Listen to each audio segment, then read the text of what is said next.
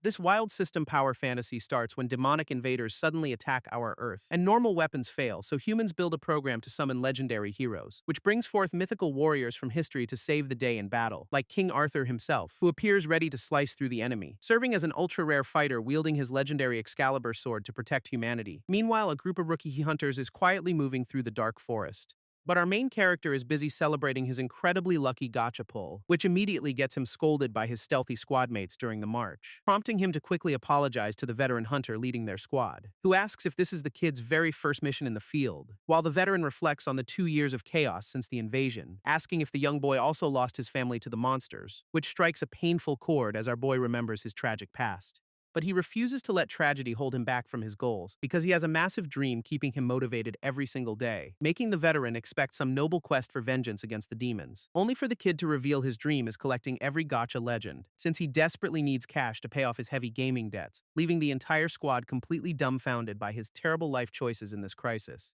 And the veteran warns him that normal weapons won't cut it against real demons. Our boy reflects on the gifted hunters, realizing they live in a completely different reality. Starting from the day of the invasion, when two otherworldly forces suddenly appeared on Earth, one being the hostile demons, and the other being friendly otherworldly people who merged with us, allowing normal humans to acquire powerful combat skills directly from these magical visitors, which turn them into the elite gifted warriors who are capable of slaying demons. Since our boy lacks the money or connections to buy skills, he plays mobile games instead, specifically summoning legendary heroes like Joan of Arc, the famous savior of France, who started as a simple shepherdess, guided by angels to rescue her homeland, leading armies into battle at just 17 years old to save her country from destruction. And now she stands ready to purge the demons under our main character's command. Naturally, the kid and his little companion are absolutely thrilled about this guaranteed victory, prompting him to confidently order his new ultra-rare summon to attack the approaching monster, only for her to summon a massive glowing blue defensive barrier instead of striking, proudly declaring that this support shield is actually her absolute specialty skill in battle.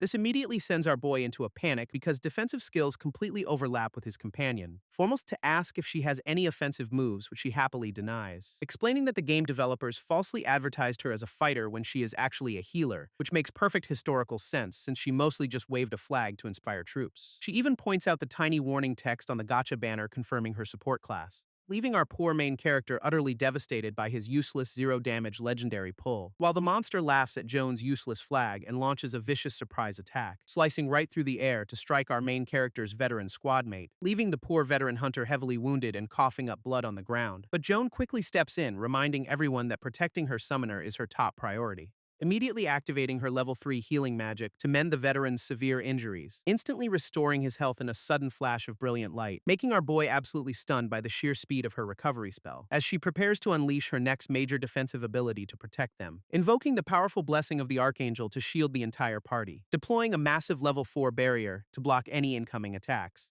Although the defense is absolutely top tier, they still cannot deal any actual damage, meaning they will eventually get overwhelmed unless they can summon an offensive warrior, prompting his little companion to remind him about the game's hidden mission rewards. Unfortunately, none of the standard combat missions have actually been completed yet, but he spots a special summoning quest that rewards a single magic stone, enabling him to quickly claim it after Joan uses her skills 3 times. With the stone secured, he immediately initiates a brand new gacha roll for a warrior, only for a red warning screen to pop up saying his inventory is full. This forces our devastated main character to make a truly heartbreaking decision, tearfully deleting his ultra-rare Joan to free up space for the next pull. Joan is absolutely horrified as she realizes she is being deleted to free up inventory space, recalling her tragic historical execution which apparently still haunts her digital soul to this day, begging our main character to remember her even after she gets sent back to the server, leaving our boy to frantically apologize while she completely pixelates into nothingness. Seeing their defense disappear, the angry monster immediately lunges forward to finish them off, forcing his little companion to quickly step up and deploy her own elegant barrier,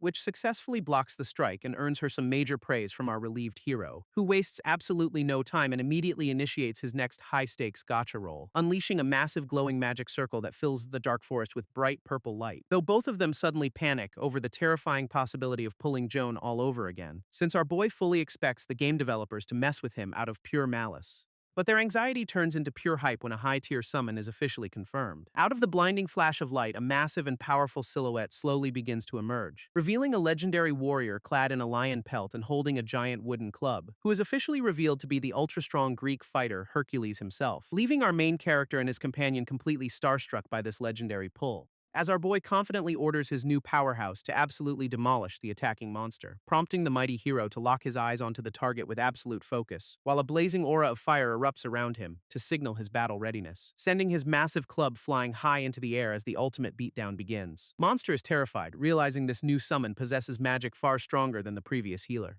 while our main character flashes a smug grin, knowing he just pulled an absolute cheat code, as a colossal flaming club descends from the heavens to deliver a devastating strike, revealing that Hercules is a single-use summon with unparalleled world-ending destructive power, which gets our boy incredibly hyped as he watches the fiery spectacle unfold, proving that these ultra-rare legends completely break the scaling of normal combatants, prompting the kid to scream in pure excitement while the flames engulf his body. Hercules unleashes his ultimate flaming strike, raining down a massive pillar of fire onto the target, cracking the monster's heavy armor instantly under the sheer weight of the legendary blow, vaporizing the beast in a blinding explosion that completely shakes the entire forest. Standing proudly behind his summoner, the mighty Greek hero looks absolutely magnificent in victory, allowing our boy to catch his breath and confidently declare their hard-fought win, as a glowing blue system notification confirms his very first successful battle. This system details the legendary lore of Hercules, the slayer of mythical beasts, noting that the foolish demon had absolutely no idea who he was dealing with, leaving the defeated monster to slowly dissolve into particles while cursing the human's power. Our main character strikes a hilariously smug pose on top of a rock,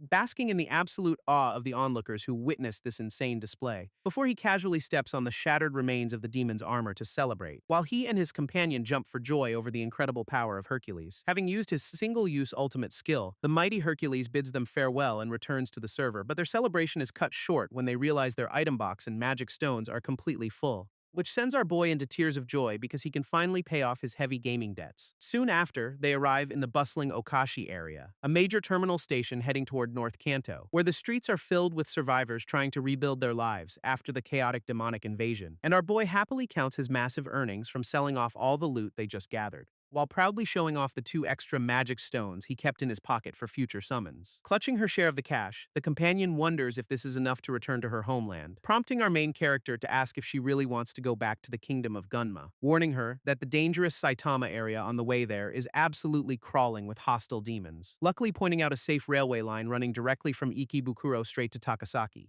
which instantly relieves the worried girl as she marvels at how incredibly convenient this modern transit is, though he notes the ticket is pricey, directing her to the station platform inside the massive tower. Looking up, they see the colossal skyscraper towering over the surrounding slums like a beacon of hope. Overwhelmed with gratitude, the emotional girl tearfully thanks Kamuri for saving her life and helping her out, only for our boy to casually wave goodbye and prepare to split up right then and there, sending her into a complete panic as she desperately grabs him for not escorting her home, as he stubbornly complains that Gunma has too many mountains, and he wants to see the sea instead, until the system brutally reminds him that skills given to otherworldly natives can never be retrieved again, leaving him completely stuck with her as she offers a brand new deal to secure his protection. Jelly desperately offers him a lifetime of unlimited gacha rewards to secure his protection, which completely blows our boy's mind as he envisions endless legendary pulls. So he asks if she really wants to reunite with her family in Gunma, explaining that he also lost his own family during the initial demonic invasion, prompting the emotional princess to look down in deep, quiet sympathy as she tearfully apologizes for bringing up such a painful memory. This sudden display of vulnerable beauty makes our main character's heart skip a beat, forcing him to blushingly declare that protecting a princess is his ultimate duty, before they happily run off to buy train tickets with their magic stones. But Jelly suddenly gets a strange feeling that she forgot someone incredibly important, though she quickly forgets it when they arrive at the platform feeling hungry, eagerly showing off her very first delicious station bento box next to him. While happily munching on his food, our boy asks how she usually ate, only for her to casually admit she always relied on her left-behind companion. But their peaceful meal is abruptly interrupted by a flashing red danger warning, as loud sirens echo through the station to announce an incoming demon raid, leaving our shocked hero staring at his phone in disbelief mid-bite, while a massive, terrifying insect monster suddenly bursts onto the scene. Jelly is absolutely furious about her interrupted lunch as they identify the beast, which aggressively crawls onto the railway tracks to block their path home. This massive insect demon aggressively crawls onto the railway tracks, blocking their only way out, slamming its giant claws down to shatter the concrete platform in a terrifying display of power, forcing the local station guards to desperately charge forward to contain the threat at all costs. But the beast easily sweeps them aside, sending the poor defenders flying with a single strike, before it locks its glowing eyes onto our running duo and begins chasing them down, making Jelly realize that she is actually the target due to her rare spirit summon ability, as the angry insect begins charging a massive beam of energy from its forehead horn, unleashing a devastating blast of pure magical power directly toward our terrified main character. who can only watch in absolute horror as the entire station ceiling begins to collapse, burying the entire platform under a massive shower of falling debris and fiery explosions. Our boy is completely stunned by the sheer scale of the sudden destruction around them, as a colossal steel girder falls from the sky to crush them both, prompting him to desperately grab the princess as they brace for the absolute worst, while the entire skyscraper above them collapses in a spectacular, world-ending cloud of dust. But Jelly's elegant barrier successfully deploys just in time to shield them from the debris, leaving our boy relieved until he realizes his precious backpack full of loot is completely gone. Though the smug monster mocks them, thanking the weak human for keeping its target alive, which absolutely infuriates our main character as he vows to destroy anyone interrupting their journey, luckily revealing that he kept his spare magic stones safe inside his pocket for emergencies, immediately initiating a brand new high-tier summon to wipe this annoying bug off the map. This terrifying insect demon and its minions close in, ready to obliterate our heroes. But the beast suddenly pauses in confusion as a massive magic circle begins to form, though our boy instantly panics when he realizes he just pulled a bottom-tier R rank unit, which the system brutally confirms by showing a depressing 66% drop rate for rares, as a smug, laughing warrior emerges from the light with absolute confidence, introducing himself as Ma Shuo, the newly implemented character ready to serve his lord, whose stat card reveals his legendary unique skill is literally just climbing mountains, leaving our main character completely speechless and screaming in pure frustration at this useless pull, while the angry insect demon unleashes a massive blast of energy directly at them, putting immense pressure on Jelly as her elegant barrier begins to crack under the strain, until the shield completely shatters, sending them flying back in a massive explosion. Seeing their desperate situation, the smug new summon confidently tells them to leave it to him, instantly grabbing both of them to activate his legendary, highly situational climbing skill, which somehow makes the entire trio vanish into thin air right before the monster's eyes, teleporting them safely inside the sleek lobby of the massive station tower. Our boy is absolutely thrilled by this sudden escape, praising Ma Shuo for his incredible utility, as he and the princess look out the window to celebrate their survival, only to realize they are on the top floor while the giant bug climbs up after them, prompting our furious hero to shake the useless summon, who admits his skill only goes up, leaving Jelly staring in absolute horror as she realizes they are completely trapped. Our boy desperately begs Ma Shuo to use a descent skill to get them down from the tower, but the useless summon casually reveals that his only actual ability is climbing up, explaining that this bizarre limitation is actually due to a deeply tragic historical past. Apparently, his master Zhuge strictly ordered him not to camp on the mountains, but he ignored the advice, suffered a massive defeat, and was promptly executed for his blunder. Realizing this guy is a total joke, our main character sweats in absolute disbelief, prompting him to quickly use his very last magic stone to dismiss the useless warrior, who dramatically gets sucked back into the void while crying about being executed again. Turning back to Jelly, our boy commands her to instantly destroy the elevator machinery, which she immediately prepares to do by channeling a massive surge of blue magic, unleashing her elegant magic bullet skill directly down the shaft to break the cables, though the resulting blast sends painful stray sparks flying right into our hero. Luckily, the spell successfully melts the mechanisms and completely halts their rapid ascent,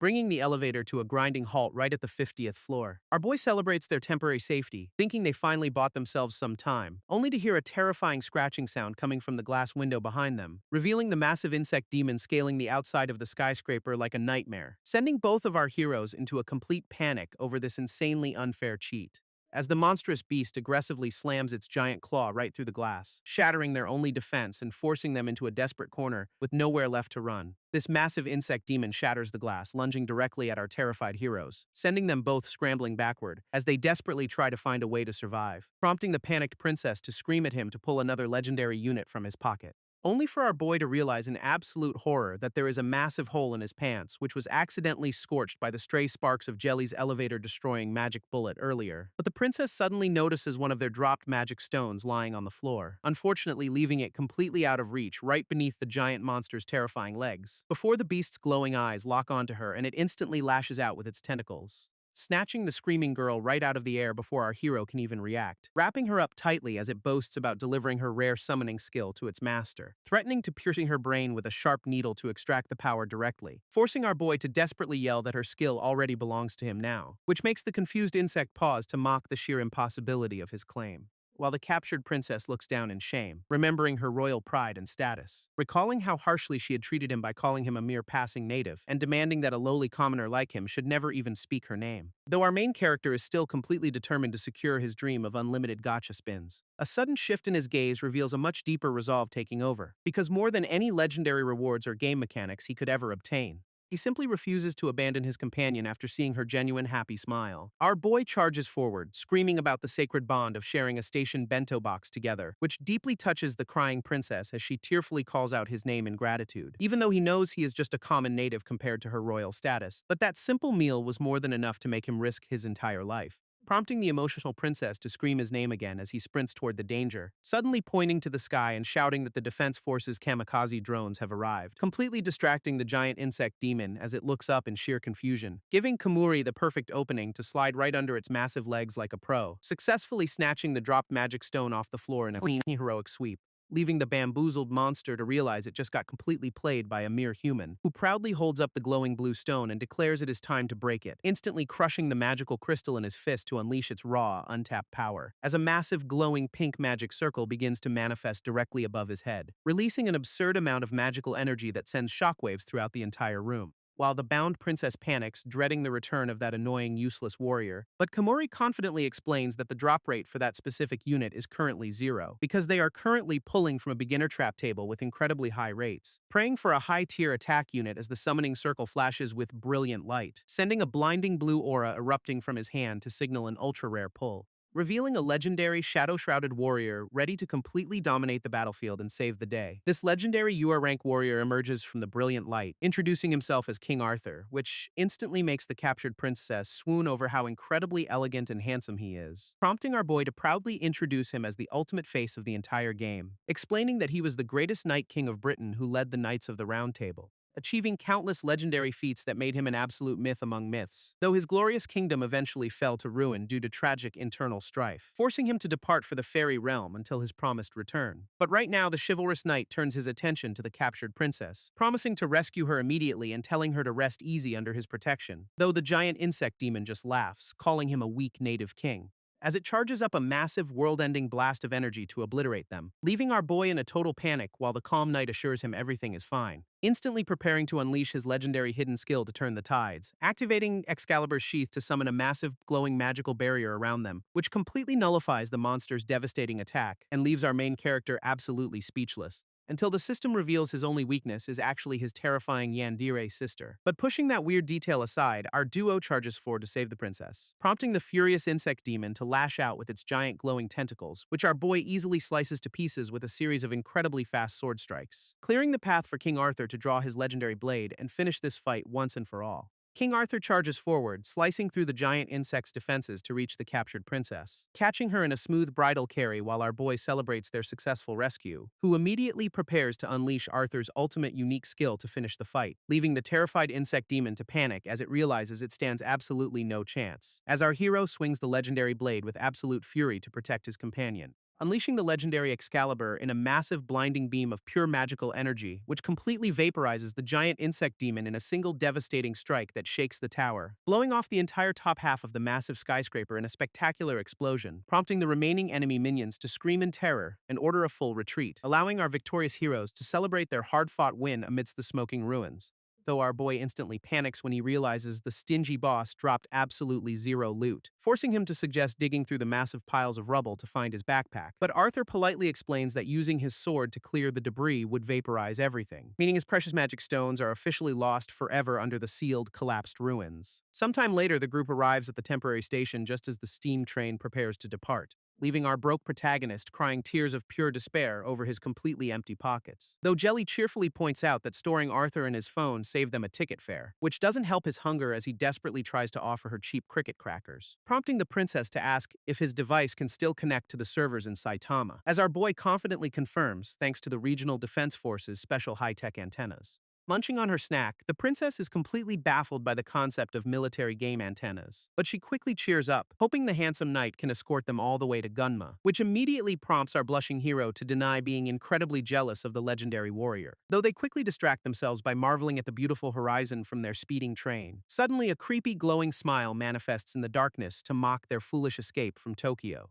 catching both of our travelers completely off guard as they spin around in absolute terror, revealing a muscular fish monster who demands they hand over the princess if they want to live, and our boy confidently refuses, calling upon King Arthur to step up and handle the threat. Unfortunately, the knight casually reveals his ultimate skill is currently on a massive 24-hour cooldown, leaving our crying protagonist to desperately beg for forgiveness while Arthur remains completely useless, forcing him to quickly consider deleting the knight to pull a brand new gacha unit instead, only for the system to brutally remind him that he needs magic stones to roll, prompting both heroes to fall into a screaming panic because they are completely out of resources, allowing the massive fish demon to bulk up and prepare to execute them right there. Meanwhile, high above the tracks, a mysterious hooded sniper locks onto our hero from afar. With a cold glare, the assassin focuses directly on the screaming boy inside the train car, charging up a devastating magic bullet skill through the barrel of a high-tech rifle, unleashing a massive, fiery explosion that tears right through the front of the speeding train, sending the derailed locomotive sliding violently along the tracks in a cloud of thick smoke.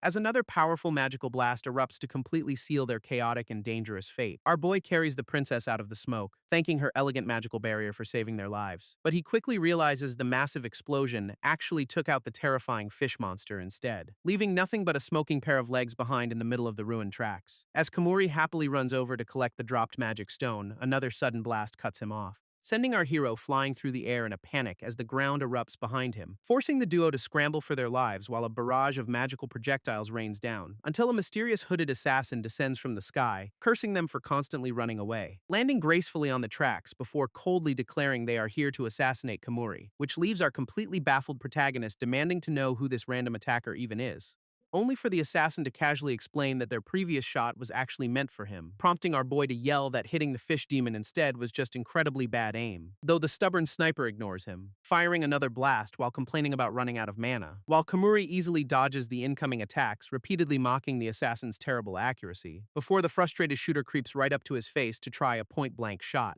instantly blasting a red explosive barrel right next to them in a desperate attempt to hit, triggering a massive fiery explosion that engulfs both of them in a blinding flash of light, which blows off the assassin's hood to reveal a surprisingly cute, white-haired little girl, leaving Kamuri completely shocked while the princess happily recognizes her personal maid, Eboshi, who immediately hugs her lady while fiercely promising to execute the native who kidnapped her, forcing our annoyed hero to aggressively ruffle her head while yelling that he is actually her knight. Kamuri asks the princess why she completely forgot about her maid before starting this journey, but she casually blames her bad memory on the constant monster attacks interrupting her thoughts, until a fresh wave of angry Majin suddenly spots them and forces another frantic run, prompting the loyal maid to quickly guide the crying princess toward a safe escape route. They eventually catch their breath outside an abandoned shopping mall in the ruined Kawaguchi area, where our boy immediately gears up with a plunger like a classic zombie movie survivor, though the princess quickly complains that all the food inside is expired and she is starving, while the grumpy maid demands a meal to replenish her completely drained magic reserves. Spotting a seemingly innocent pigeon nearby, Kamuri gets excited about roasting it for dinner, slowly sneaking up on the bird while desperately trying to hide his intense hunger, only for the creature to reveal its true, terrifying form as a disguised regional monster, which instantly clamps its giant star-shaped mouth directly onto our hero's screaming face. This princess panics in horror as the maid explains this creature is a mutated local hybrid, before leaping into the air to save him from the annoying, face-hugging beast, unleashing a devastating point-blank sniper shot that completely vaporizes the monster in a flash, leaving our charred protagonist absolutely horrified that they are actually going to eat a Majin. Eboshi calmly explains that non-talking monsters are perfectly edible and packed with rich magical energy, but the princess's stomach growls again to remind them they still need real food, prompting the maid to proudly present a rare box of limited edition super curry she found, which leaves the princess completely dumbfounded that her maid risked her life just for instant food. Introducing herself as Eboshi, the loyal maid who has served the princess's family for generations, she explains how her lady got trapped during an infiltration and couldn't return home, leaving them constantly hunted by monsters who desperately want to steal her spirit summoning power. But our boy happily reveals he can bypass that restriction using his gaming server connection, though the skeptical maid quickly points out that spirit summoning only works in specific sacred lands, prompting him to explain that his system actually summons legendary historical heroes from his game, until a pair of robotic monster scouts suddenly catch the delicious scent of their curry, instantly alerting the entire enemy squad and ruining their peaceful lunch break in a heartbeat, forcing our hero to grab a baseball bat and prepare to hold off the horde, only for the useless maid to admit she can only hit targets at point-blank range, which triggers another frantic retreat as the massive army of monsters closes in on them, while our broke protagonist desperately wishes he had just one magic stone to summon help, as Eboshi casually pulls out a glowing blue crystal she kept saved as emergency money, and the excited princess immediately declares that it is officially time for a clutch gacha roll, allowing our hyped hero to prepare his summoning ritual with absolute focus and determination, shattering the precious magic stone with a powerful punch to activate his legendary system skill, unleashing a massive glowing purple magic circle that completely stuns the oncoming monster horde, where the terrifying silhouette of Lu Bu, the strongest warrior of the Three Kingdoms, emerges, making the clueless princess celebrate their victory before the battle has even officially started. Before the legendary warrior prepares to unleash his overwhelming power to wipe out the enemy. Instead of the legendary Lu Bu, our boy accidentally summons the useless mountaineer Masu again, which immediately triggers Kamuri's rage as he yells at the weak unit for being incredibly misleading, especially when the smug warrior proudly boasts about a stat increase that is basically completely unnoticeable, leaving the nearby robotic monster scouts to laugh at his pathetic power level and prepare to strike, prompting the loyal maid to step up and unleash a massive magical blast from her sniper rifle, which completely misses the targets but triggers a massive explosion that blocks the escalator behind them, allowing the surviving mechanical demons to recover and order the immediate execution of the entire group, while Masu cheerfully suggests climbing to the top floor despite Kamuri's fear of getting trapped. High above, the princess desperately screams for help as her magical barrier begins to crack under pressure, forcing our boy to quickly analyze their options while realizing the stairs are completely blocked, meaning the elevator is also totally out of commission due to the lack of electricity, leaving the ruined central escalator as their absolute last hope of escaping the oncoming horde, which prompts Kamuri to ask the princess if her maid can handle a high-speed ninja escape, before he finally swallows his pride and orders Masu to activate his unique mountaineering skill, just as the enemy forces shatter the protective barrier to corner our defenseless heroes, allowing the smug mountaineer to strike a dramatic pose and ask why humans climb mountains, unleashing a blinding flash of magical energy as he declares they climb because the mountain exists, completely baffling the robotic monsters as the entire group vanishes into thin air in an instant, only to crash violently onto the fifth floor in a chaotic, painful heap of limbs, though Kamuri still takes the time to mock the slowpoke demons from their safe new vantage point. Safe on the fifth floor, the princess and Masu start obnoxiously mocking the enemies below, which absolutely infuriates the robotics monster scouts as they charge up the escalator in a rage, only for the lead machine to suddenly freeze at the top of the platform, because the loyal maid is already waiting there with her weapon pointed right at its chest, calmly declaring that even her terrible aim cannot miss from a point-blank, zero-distance range, unleashing a devastating magical blast that sends the entire mechanical squad flying backward in pieces, leaving the surviving robots to realize too late that they fell for a classic tactical bait-and-switch, forcing their remaining forces to call for a hasty retreat down the ruined escalators. Our boy happily celebrates their victory, claiming shopping malls are officially the best spots for survival battles. But his excitement quickly dies when Masu reveals that not a single magic stone dropped, especially since both the princess and her maid are completely out of mana and starving, until a pair of massive scaly fish legs suddenly steps out of the shadows nearby, revealing that the terrifying fish demon has somehow returned to claim the princess for himself, which leaves our completely dumbfounded protagonist screaming in absolute horror because he thought the beast was dead. But the smug monster proudly explains that his unique passive skill allows him to regenerate from nothing, prompting both of our exhausted travelers to fall into a deep, screaming panic over their terrible luck, as the muscular demon leaps high into the air to crush them once and for all, landing with a heavy ground-shaking thud right in front of our defenseless heroes, before he mockingly commends the boy for putting up such a decent fight against his army, and coldly demands they hand over the princess now that their journey has officially reached its end. Kamuri refuses to give up on his dream of unlimited gacha, gripping his bat tightly, and charges directly at the massive fish demon who mockingly calls his weapon a mere toy. But our clever protagonist just smirks because this reckless charge was actually a distraction, allowing the loyal maid to leap onto his back and charge up a devastating magical blast, focusing all of her remaining energy into one final point-blank strike to finish the monster, unleashing a massive purple explosion that completely engulfs the terrifying beast in a blinding flash, which leaves Eboshi completely drained and dizzy while Kamuri carries her away from the smoke, only to realize the demon's muscular legs are still standing firmly on the ruined ground, as strange magical bubbles suddenly begin to boil and foam from the severed neck, instantly regenerating his entire upper body and head to reveal he is completely unharmed, smugly boasting that their ultimate attack only managed to drain a pathetic 2% of his mana, before he unleashes a devastating counterattack that sends our terrified heroes flying through the air, vaporizing poor Masu as his HP hits zero and forces a server expulsion, prompting the crying princess to quickly deploy her elegant barrier while hoping for mission reward stones, giving our boy a brilliant idea as he desperately pulls out his gaming phone. But the relentless fish demon strikes again, knocking the device right out of his hand, sending their absolute last hope of survival tumbling down into the dark abyss below, leaving them completely defenseless as the massive monster corners them and declares it is over. Kamuri grinds his teeth in absolute frustration, desperately searching for any possible way to escape, while the terrified princess realizes they are officially trapped with absolutely nowhere left to run. This fish demon swings his massive glowing fist down to crush our defenseless heroes,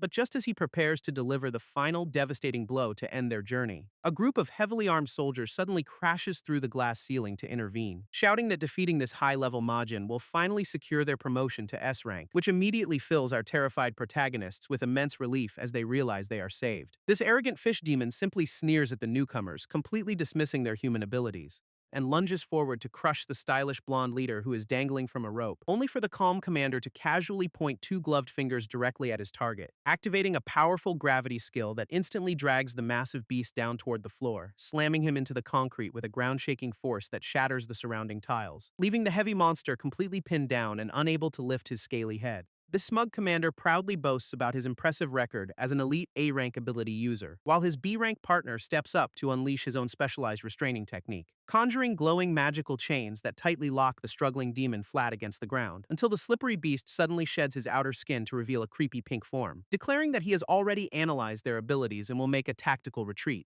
before sprinting away into the shadows while promising to eliminate them all next time. This blonde leader calmly notes that the monster's unique regeneration allowed him to escape, prompting our relieved heroes to happily thank the military squad for saving their lives, only to get slapped with heavy metal handcuffs as they are suddenly placed under arrest. This smug blonde leader immediately confiscates Komuri's phone, claiming it is crucial evidence for their investigation, prompting our shocked protagonist to scream that he and the princess are completely innocent. But the B-rank soldier suddenly twists his arms back to activate a painful binding technique, explaining that his unique skill allows him to freely control his target's hands and feet, leaving our boy to desperately yell that he actually defeated the terrifying monster in Ikebukuro, though the aggressive soldier just calls him a liar and threatens daily torture for answers, while the polite commander promises a comfortable, separate room for the two ladies, forcing our poor protagonist to cry out that they will regret treating him like this, as the mocking soldiers laughingly order their immediate transfer to the base's secure detention cells. Later that night at the military base, the heavy atmosphere of confinement settles over our heroes. Komuri calls out to check on the princess from his dark, gloomy prison cell,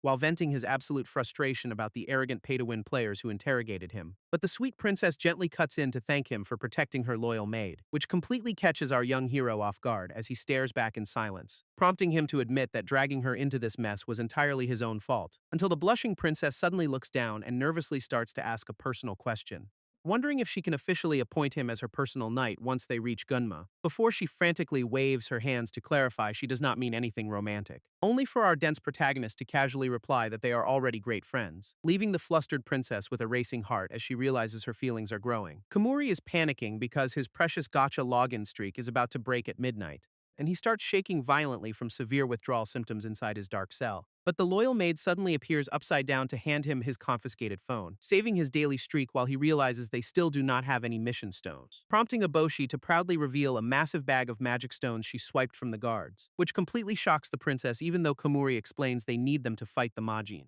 leaving our boy to confidently declare his ultimate plan to crush both of their enemies. Meanwhile, early the next morning, military trucks speed away from the secure base, as the soldiers receive an urgent radio report that their 3 prisoners have successfully escaped, infuriating the aggressive guard who realizes the sneaky group also stole their precious magic stones, until a massive, terrifying silhouette suddenly charges toward their convoy in the morning light, revealing the muscular fish demon Latimeria sprinting directly at them with a creepy grin, forcing the military squad to immediately prioritize exterminating this high-level threat first, as the heavily armed soldiers unleash a relentless barrage of gunfire at the oncoming beast, though the arrogant monster easily shrugs off the bullets, calling their human weapons completely useless, prompting the B-rank soldier to step forward and activate his specialized binding technique, which conjures glowing magical chains that tightly lock the massive beast in place, allowing the smug blonde commander to point his finger and activate his powerful gravity skill, slamming the heavy monster flat against the ground with an absolutely devastating, crushing force, leaving the pinned demon to glare in absolute fury at the annoying humans who stopped him. This blonde commander cranks up his gravity skill to an insane 1,000 times normal force,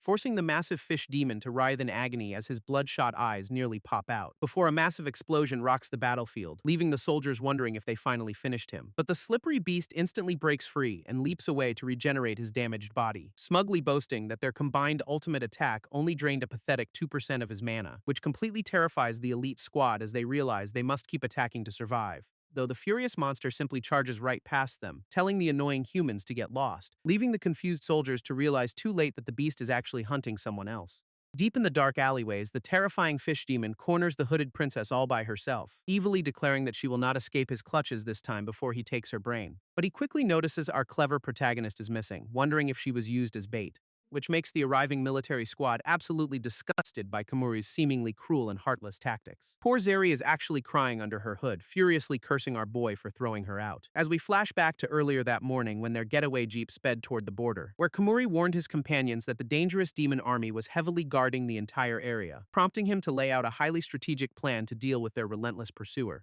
explaining that the greedy fish demon would definitely try to monopolize all the credit for himself, meaning that if the princess acted as a decoy, the monster would blindly chase her alone. Back in the present, the massive explosion detonates right in front of the military squad, while the princess watches from safety, ready to execute the next phase of their wild plan. Aboshi, disguised as the princess, is tasked with luring the terrifying fish demon away, hoping he runs straight into the pursuing military squad so they can wear him down. Even if the beast boasts that their strongest attacks only drain 2% of his mana, which leaves our smirking protagonist to happily cheer them on while planning his next move. Suddenly, Kamuri and the real princess spot a massive demon army blocking their escape route as three heavily armored robotic soldiers prepare to crush their speeding getaway vehicle, prompting our desperate hero to immediately start his own battle by breaking his magic stones, unleashing a massive purple summoning circle right from off the passenger seat of the Jeep, only to pull a flashy masked magician who turns out to be a disappointing R rank, leaving the crying princess to complain about this shady hero while her elegant tone slips. Kamuri ignores her panic and orders their vehicle to charge directly at the oncoming enemies, declaring that their wild operation to pull a ultra-rare unit officially begins right now, while the eccentric alchemist proudly boasts about his historical role in the French Revolution, before he dramatically conjures a giant glowing pearl necklace to bind the robotic soldiers, warning the confused enemies that they will surely suffocate under his ultimate magical trap, as he smugly laughs and claims they are dancing in the palm of his hand, until the robots realize the glowing pearls are actually just a completely harmless illusion, exposing this flashy new summon as nothing more than a notorious, low-level historical swindler, which instantly infuriates our young protagonist as he realizes the fraud cannot maintain his magic. Kamuri immediately prepares to delete the useless character and roll the gacha once again. Kamuri activates another glowing purple summoning circle, while the military squad keeps the fish demon busy, only to pull the exact same useless historical strategist who proudly announces his third northern expedition, prompting our annoyed protagonist to instantly hit the delete button without a single second thought, believing that continuously hunting small fry will give them enough magic stones to secure a UR, though the terrified princess loudly complains that they are stuck on a massive hopeless losing streak, as she reviews his wild tactical plan to ambush the exhausted demon from behind and steal the credit, which would allow them to deliver a final devastating blow and claim all the glory for themselves. But the next roll immediately summons the same useless strategist embarking on his fourth northern expedition, forcing our sweating hero to delete him again, while admitting his perfect plan has one major flaw. Determined to break the curse, Kamuri clenches his fist and prepares to roll the gacha once more, watching as a mysterious purple silhouette slowly begins to materialize inside the bright summoning light, as the exact same annoying strategist pops out announcing his fifth northern expedition instead, starting a ridiculous loop where they endlessly fail the gacha and pull the same garbage unit, while the crying princess watches in absolute despair as he repeatedly deletes the useless historical fraud, driving our poor protagonist to grab his head and scream in pure gacha-induced mental agony, with their speeding getaway jeep being relentlessly pursued by a massive, terrifying horde of robotic soldiers. Shaking him violently, the weeping princess screams that they should have just fought the demon directly, especially since they are running out of magic stones and have accidentally driven straight into the enemy,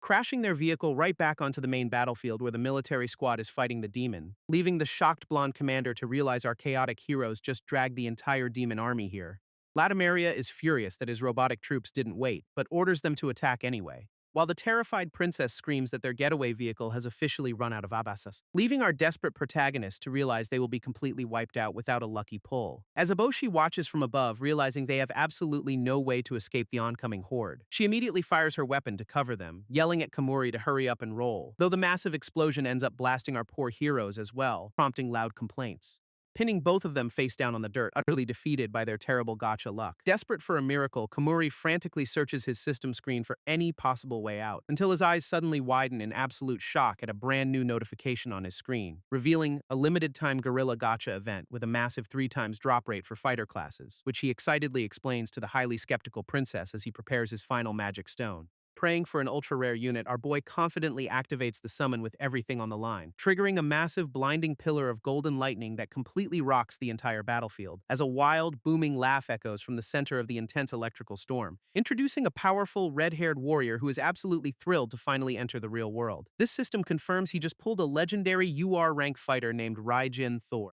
completely stunning the military commander who recognizes the mythical Norse god standing before them, while even the arrogant fish demon freezes in absolute terror at this insane power level, prompting our smirking protagonist to confidently order his new ultimate summon to crush their enemies, with Raijin Thor raising his weapon to unleash a devastating, electrifying strike upon the battlefield. This system explains that in this game, power strictly follows the hierarchy of god, demigod, and human, with Raijin Thor reigning as the strongest Norse war god who easily slaughtered countless legendary giants, making him an absolutely broken, top-tier unit capable of completely rewriting the rules of combat, which leaves our ecstatic protagonist to confidently order his new god to crush the terrifying fish demon. Thor immediately roars and unleashes a massive surge of golden electricity that shakes the entire battlefield. As Kamuri realizes that these legendary Norse gods are actually insanely battle-hungry and completely uncontrollable, especially since Thor constantly radiates dangerous high-voltage lightning while carrying the terrified chibi princess on his shoulder. Though this insane power comes with the hilarious drawback of constantly dealing self-inflicted shock damage. Channeling this overwhelming electrical energy, our boy prepares to summon a massive spectral hammer of his own, aiming to completely obliterate any giant or demon threat with a single devastating overhead swing. But the arrogant fish demon simply scoffs at them, calling these native gods nothing but barbaric fools, boasting that the massive beast possesses far superior intellect compared to a brainless, muscle-headed summon. Our clever protagonist just smirks right back, telling the overconfident monster that his arrogance will be his downfall, thanking the giant fish demon for making himself such an incredibly easy, massive target to hit, before Thor unleashes his signature Mjolnir's strike, slamming a colossal pillar of lightning directly onto the beast, since the legendary warrior is a specialized giant killer who thrives against massive, slow-moving opponents. Latimeria writhes in absolute agony as the devastating electrical shock completely paralyzes his massive muscular body, realizing in pure terror that his precious magic power is draining away far too quickly to regenerate, while Kamuri explains that Thor's lightning attacks apply a permanent continuous damage debuff to their targets, even if the chaotic feedback loop ends up blasting our poor heroes with a massive explosive shockwave.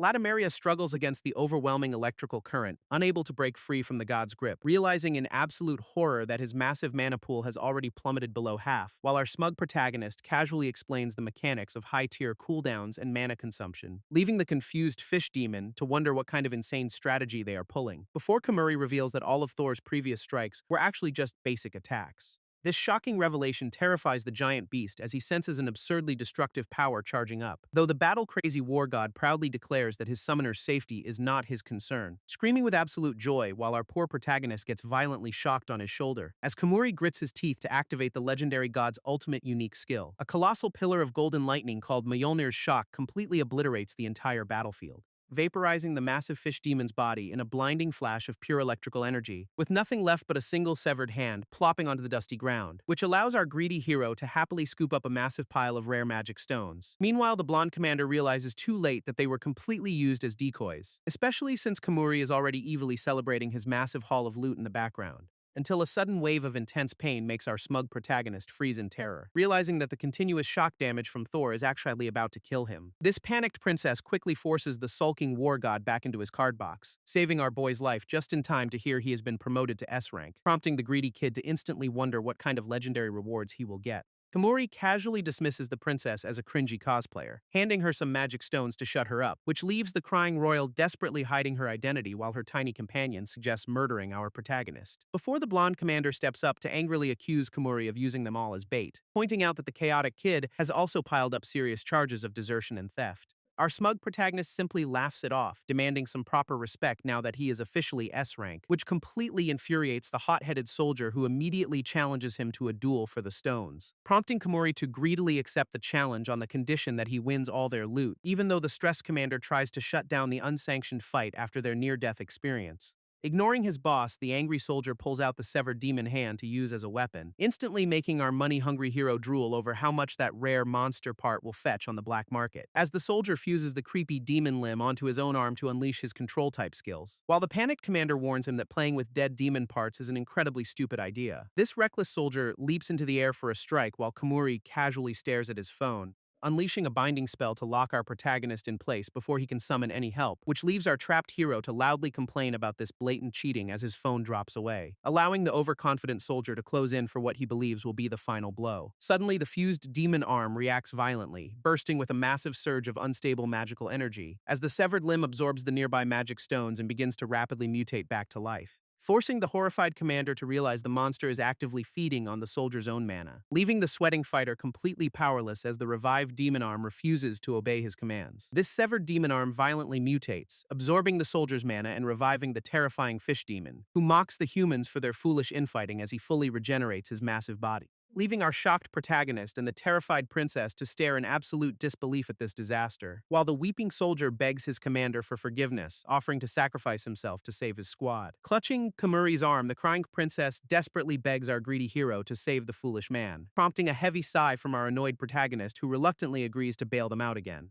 as the princess quickly deploys her elegant barrier to buy them some precious time to prepare. Though Kamuri suddenly realizes that Thor's legendary lightning skill is still stuck on a massive cooldown, with his system screen revealing a brutal 8-hour wait before he can use the god's power again, forcing him to instantly delete the legendary warrior to recycle his stones for another quick summon. Outside, the terrifying fish demon relentlessly pounds on the princess's fragile barrier, cracking it with ease, while our sweating hero frantically prepares to roll the guaranteed fighter gacha with everything on the line, only for his eyes to widen in absolute horror at a sudden game-breaking system notification, revealing that the entire server has crashed and is currently undergoing emergency maintenance. Our poor protagonist screams in pure gacha-induced agony as his ultimate escape plan is completely ruined, realizing he is locked out of his summoning system right when they need a miracle most, while the desperate military commander screams at Kamuri to hurry up and use his overpowered skills, leaving our sweating hero to stare at a countdown showing maintenance will last another 10 minutes. He quickly tells the shocked soldiers that they just need to hold off the demon for 10 minutes, prompting the brave commander to rally his squad and form a defensive shield wall to protect him. Latimeria sneers at the defensive lineup, determined to crush them before that annoying thunder god returns, as he unleashes a massive earth-shattering punch directly against the soldier's desperate shield wall, forcing the terrified princess to push her elegant barrier to its absolute maximum limit, which barely manages to keep the entire squad safe from the demon's overwhelming physical strength. Though the arrogant fish monster just laughs it off, calling her magic nothing but child's play, before delivering another brutal strike that leaves the crying royal completely unable to hold on, until Latimeria suddenly spots a Boshi hovering high in the sky directly above the chaotic battlefield, preparing to unleash a massive magical blast while the chibi princess screams in absolute panic, realizing that a friendly fire explosion will instantly shatter their fragile defense and kill them all, while the giant fish demon lands another devastating blow that cracks the barrier even further. Desperate for a miracle, the sweating commander asks for an update only to hear there are 5 minutes left. But Kamuri's eyes suddenly widen as a familiar notification sound chimes from his system screen, revealing that the emergency maintenance has actually finished 5 minutes earlier than expected, leaving our ecstatic protagonist to realize that right after a server update is the perfect time to roll, especially since the maintenance apology bonus stacks with the current rate up to give him a massive boost, which means his chances of pulling a legendary fighter are now a whopping 9 times higher, prompting our confident boy to activate his summon as a massive pillar of golden light erupts, while the starry-eyed princess watches in absolute awe at the beautiful rainbow spin animation, completely shocking the giant fish demon who senses an absurdly powerful presence returning to the battlefield, as the legendary Raijin Thor proudly emerges from the lightning, ready to slaughter the monster once again. Our ecstatic protagonist stares at the screen, realizing that duplicate summons give massive stat boosts, as he confidently orders his newly buffed Thunder God to charge straight into battle, leaving the terrified fish demon desperately trying to retreat with his depleted magic reserves. But the nearby soldiers quickly bind the monster with heavy glowing chains, shouting for our hero to unleash his ultimate attack while they hold the beast down, prompting Kamuri to happily command his god to deliver the final strike, which unleashes a colossal, earth-shattering pillar of lightning called Mjolnir's Thunder Strike, completely vaporizing the giant fish demon in a blinding flash of pure electrical energy. Both Kamuri and Thor laugh maniacally at the absolute overkill of this high-cost summon, while the exhausted soldiers watch in utter disbelief at the god's terrifying power, though our greedy protagonist is disappointed to find only tiny stone fragments left behind, realizing that stacking duplicate units is the key to unlocking truly game-breaking power, instantly triggering his toxic gacha addiction as he dreams of stacking even more Thors, deciding to quickly clear out his inventory to make room for more rolls, even though his loyal advisor Masu mistakenly thinks his master is doing this for him, only to get instantly deleted by our ruthless hero without a single second thought. Just as Kamuri eagerly taps his screen to start rolling the next summon, a sudden emergency maintenance notification pops up to reveal the server is down, forcing our devastated protagonist to cry in absolute despair over his lost Thunder God. Days pass by as the chaotic battle finally ends and train service is restored. Kamuri is absolutely thrilled to continue their journey, eagerly waiting for the next train stop, since he happily rejected a military jeep in favor of traveling like a true celebrity, pointing out that trains are much safer and offer the absolute best bento boxes. which the princess completely agrees with as she happily stuffs her face with delicious food, prompting our smug protagonist to officially invite Eboshi to join their permanent traveling party, leaving the quiet ninja to silently reflect on her duty to protect the royal princess, realizing she hasn't seen her beloved master smile so brightly since the terrible calamity. Meanwhile, Kamuri celebrates his successful journey despite the game server being down all day, grabbing Eboshi's hands with an incredibly excited expression to explain her vital role, which turns out to be serving as a highly convenient decoy for his battles, planning to use her as bait while the princess acts as his personal shield. Though the girls realize his absolute vulnerability during gacha rolls makes these roles necessary, suddenly a loud voice calls out Kamuri's full name from across the busy platform, revealing a beautiful blue-haired military commander who introduces herself with a formal salute, looking incredibly nervous as she asks our protagonist if they can discuss a private matter, instantly triggering Kamuri's wild delusions of popularity while his companions watch with deep suspicion, only for the commander to tearfully present a massive bill for the train's destruction, completely vaporizing our greedy hero's entire fortune and leaving him with a single stone, forcing him to hilariously blame Eboshi for the damage since they are a party, while the exhausted military commander can only watch their chaotic bickering in absolute disbelief. Aurelia, a pink-haired otherworlder from the task force, sighs in relief after a crazy close call, laughing with Mizuki about how a surprise guerrilla gacha event completely broke the game's servers, while they wonder if Kamuri's group can survive the terrifying demon currently lurking in Urawa, especially since this legendary monster is actually one of the strongest entities in existence. Back at a dark castle, a sinister presence looms over the land under a crimson moon. Meanwhile, a massive rainstorm floods the tracks and forces Kamuri's train to make an emergency stop, leaving our poor protagonist completely devastated to learn they are stuck here for a month, though the cheerful princess is just excited to explore the town and find some local food, leading them into Urawa, a rundown town famous for producing rare anti-demon weapon materials. Known as Ronin Town, the streets are currently divided by two heavily armed rival factions, with the hot-headed Captain Torinosuke rallying his military squad to hunt down the local demon, while the laid-back Captain Shigoro argues that they should just leave the peaceful monster alone, prompting Mizuki to step in with her megaphone to announce their official investigation mission.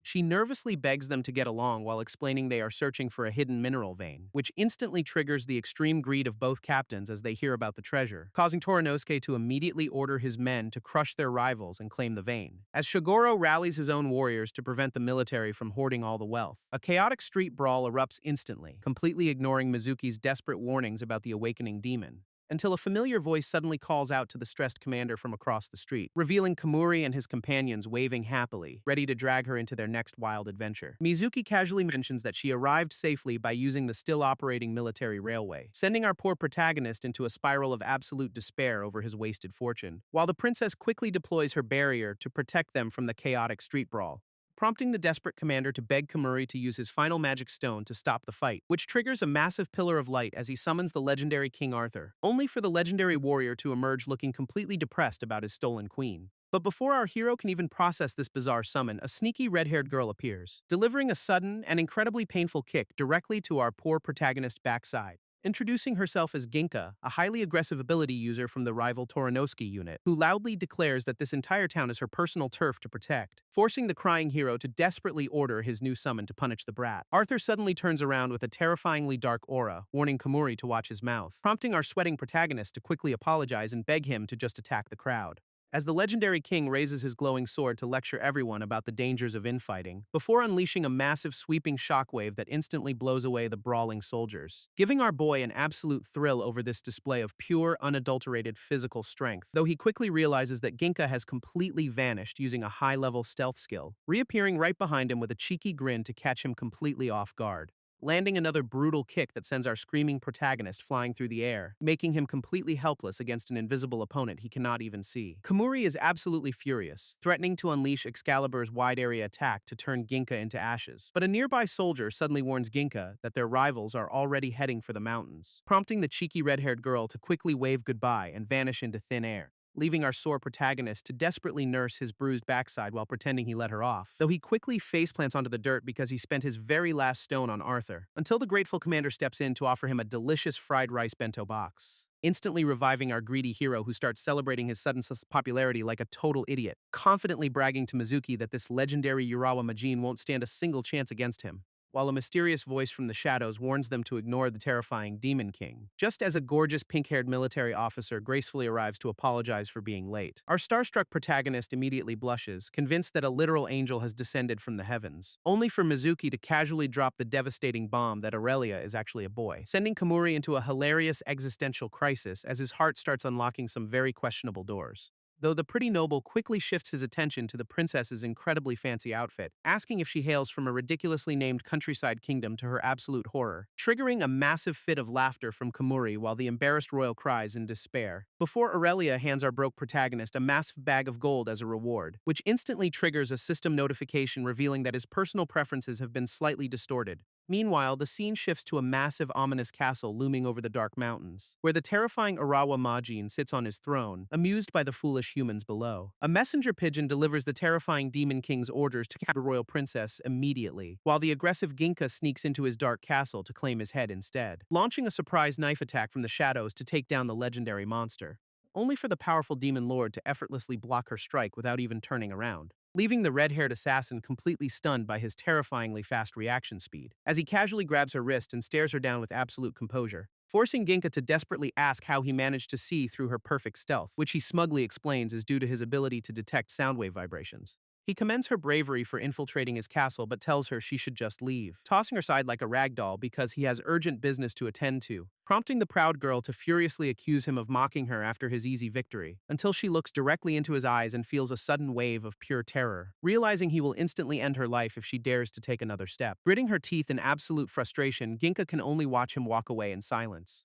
shouting a desperate threat that he will regret letting her escape so easily, while the sinister Demon King prepares to hunt down his true target, Princess Zeri, who is currently traveling with Kamuri and completely unaware of the looming danger. Meanwhile, deep inside the Urawa Mountain dungeon, a dark mine candidate site awaits, where a massive roaring robot monster suddenly ambushes the miners out of nowhere, forcing the adorable princess to hilariously don a hard hat and unleash her magic bullet. A massive explosion rocks the entire cavern as the princess's magic bullet completely obliterates the robotic threat. But the dust barely settles before our exhausted party realizes they are still in deep trouble, since the mine is crawling with stray demons and they haven't found any hyralidite, leaving our broke protagonist to desperately wish for some magic stones, while fearing his own awakening preferences, prompting him to order the legendary King Arthur to use Excalibur for some high-powered excavation work, which the depressed warrior reluctantly agrees to do after getting yelled at by his greedy master, unleashing his legendary unique skill with a brilliant flash of blue light to clear the path, as the massive power of Excalibur completely tears through the rocky walls of the cavern, making our overconfident protagonists celebrate their guaranteed fortune before they even see the treasure, only for Chippy to use her long-distance vision and reveal there is absolutely nothing there, causing the lazy princess to complain about manual labor and beg to be a NEET, which she proudly admits she survived doing before by simply selling off all her royal jewelry,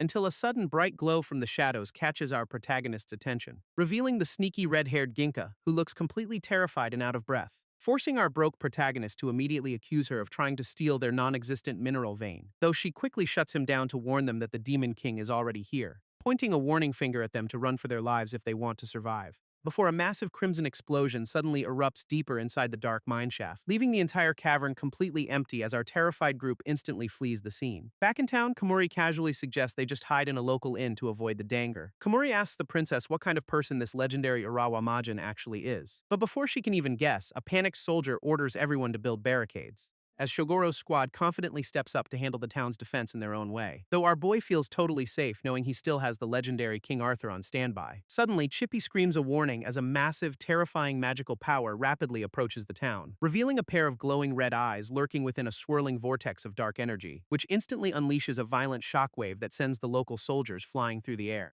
as the legendary Demon King himself finally descends upon the chaotic streets of Urawa. Blown away by the dust, the princess quickly deploys her elegant barrier to protect Kamuri, only for the terrifying monster to charge forward with absolutely mind-blowing speed, shattering her magical shield like glass and leaving the poor royal completely defenseless, before introducing himself to the trembling girl as Demanigisu, the feared Urawa Majin. He politely bows, claiming he has traveled all this way just to escort her back home, leaving the terrified princess completely speechless as she recognizes his face and calls him uncle, which absolutely breaks our protagonist's brain as he realizes they are actually related, prompting a group of brave soldiers to charge the demon with their weapons drawn. Domenegisu completely ignores their pathetic assault, coldly declaring that the princess is coming with him, before casually releasing a burst of dark lightning that blows his attackers away, while the crying princess desperately begs him to stop, refusing to believe he became a monster, though the cold-hearted demon simply looks down at her, stating this was his own choice. Ziri is completely heartbroken, crying as she stares at her beloved uncle turned terrifying demon lord, but Komori quickly steps in front of her, refusing to let the monster take her away,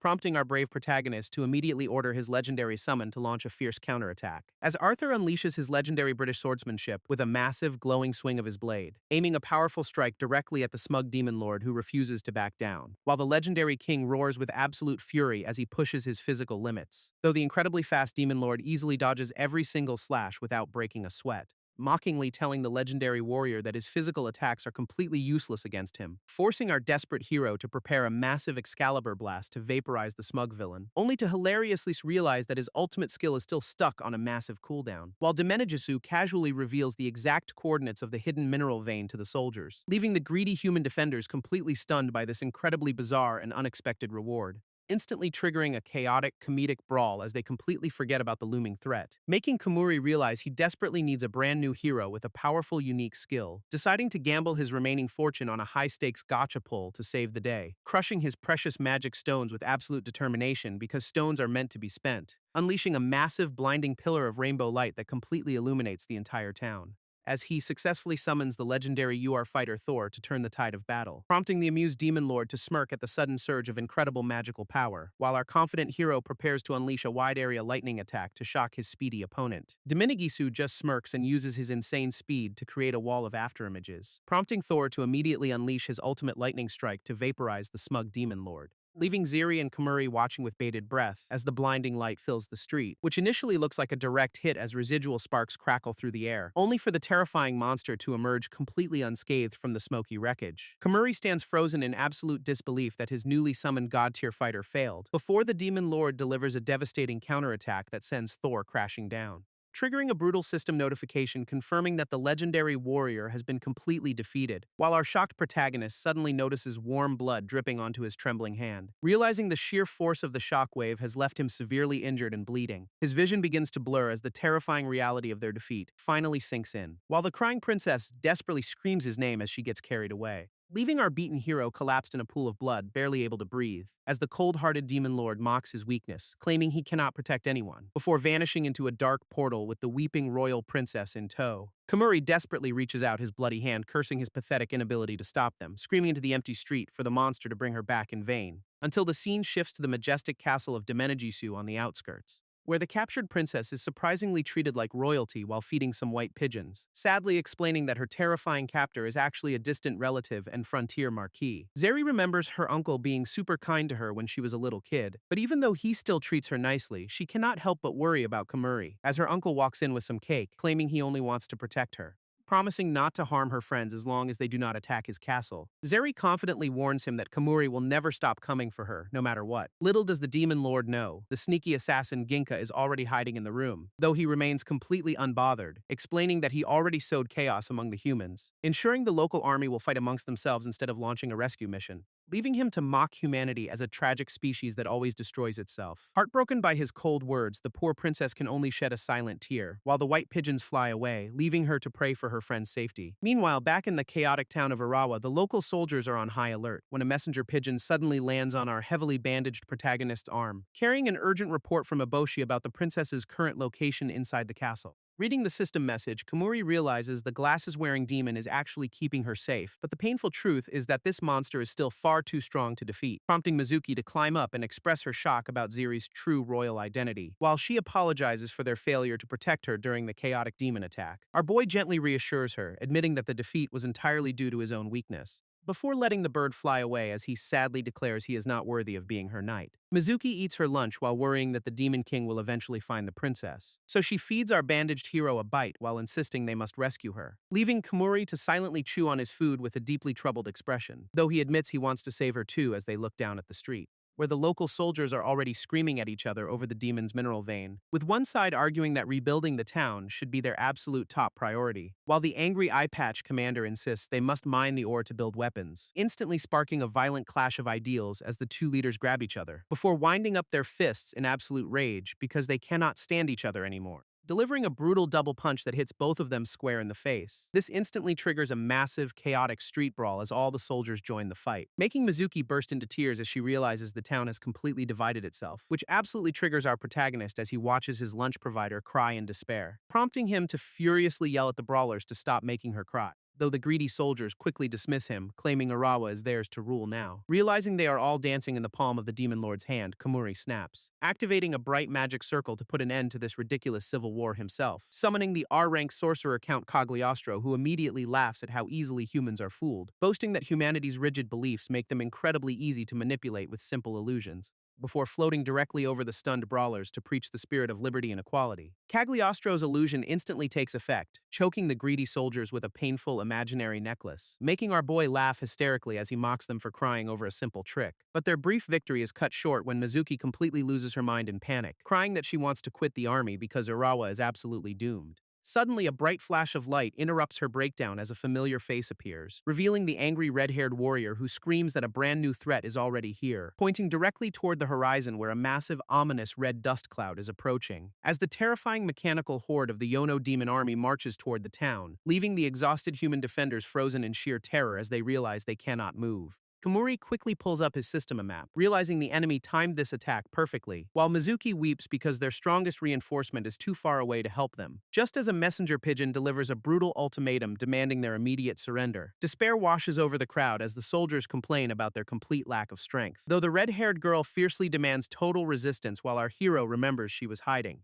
before the demon commander coldly orders his entire army to launch a full-scale extermination, prompting Mizuki to scream that she is actually a scientist who does not want to die, which completely stuns our protagonist as he questions her ridiculous military job placement. Gritting his teeth, Kamuri realizes he cannot afford to stand by and watch anymore, recalling his brutal defeat and reminding himself that a true hero never gives up. As the memory of the crying princess fuels his determination to fight until the very end, Kumuri locks in with absolute determination, swearing to reclaim his beloved princess no matter what, before leaping straight off the roof while telling a panicked Mizuki to get to safety, leaving the tearful scientist watching in absolute terror as he dives into the fray, as our boy lands in a cool superhero pose, clutching his final magic stone, ready to gamble everything on one last gotcha pull to restore his shattered honor. While the mechanical squid commander of the Yono demon army orders a full-scale invasion, unleashing a devastating barrage of explosions that completely tears through the town's defenses, which leaves the local defenders panicking as they realize their stupid infighting ruined everything, prompting the guilty eye patch commander to vow a suicidal last stand to redeem himself. But their broken unity makes them incredibly easy prey for the advancing mechanical horde. Meanwhile, Mizuki hilariously tries to hide inside a dumpster, only to get immediately spotted, as the smug mechanical commander recognizes her uniform and targets her as a priority, launching a lethal high-speed drill attack directly at the terrified girl's hiding spot, forcing her to scream in absolute horror as her life flashes before her eyes, until our furious protagonist suddenly intercepts the strike with a roaring battle cry, delivering a massive, flaming kick that sends the smug metallic monster flying backward, standing protectively in front of the dumpster as he vows to keep her safe, before his newly summoned mountaineer gotcha hero cheerfully activates her unique high ground skill, dropping a brutal surprise attack from above that completely catches the enemy off guard, leaving the shocked mechanical commander screaming in disbelief as the tide of battle turns. Explosions rock the tall watchtower as the enemy army launches a devastating bombardment on the town, while Kamuri holds his newly summoned mountaineer, casually hovering his finger over a cruel delete button, which completely shocks the mechanical commander below as he realizes the supposedly defeated hero is back, prompting our boy to boast that he can recover instantly whenever a girl needs protecting, before he leaps straight off the high ledge to dive headfirst into the chaotic battle, praying that his desperate mid-air gotcha pull will grant him a highly useful top-tier warrior, as a bright summoning circle manifests above the advancing mechanical squid commander. Out comes Count Cagliostro babbling about the French Revolution, leaving Kamuri screaming in absolute terror, though the eccentric sorcerer quickly swings his glowing staff to activate his unique necklace skill, sending a magical pearl necklace wrapping tightly around the enemy commander's metallic cables, which instantly chokes the giant mechanical beast and completely halts its deadly advance. Unfortunately, the fancy con artist has zero defensive skills, leaving both of them falling helplessly, until the massive robot crashes violently into the ground to the absolute horror of its subordinates, followed by Kamuri landing face first right on top of the dazed commander's head, while the poor sorcerer suffers a fiery crash landing due to his terribly low luck stat. A brutal system notification immediately pops up, confirming Cagliostro's HP has already dropped to 0, leaving the recovering mechanical boss to mock their pathetic attempt as Kamuri panics in despair. But back on the watchtower, the blue-haired girl slowly opens her eyes and groans,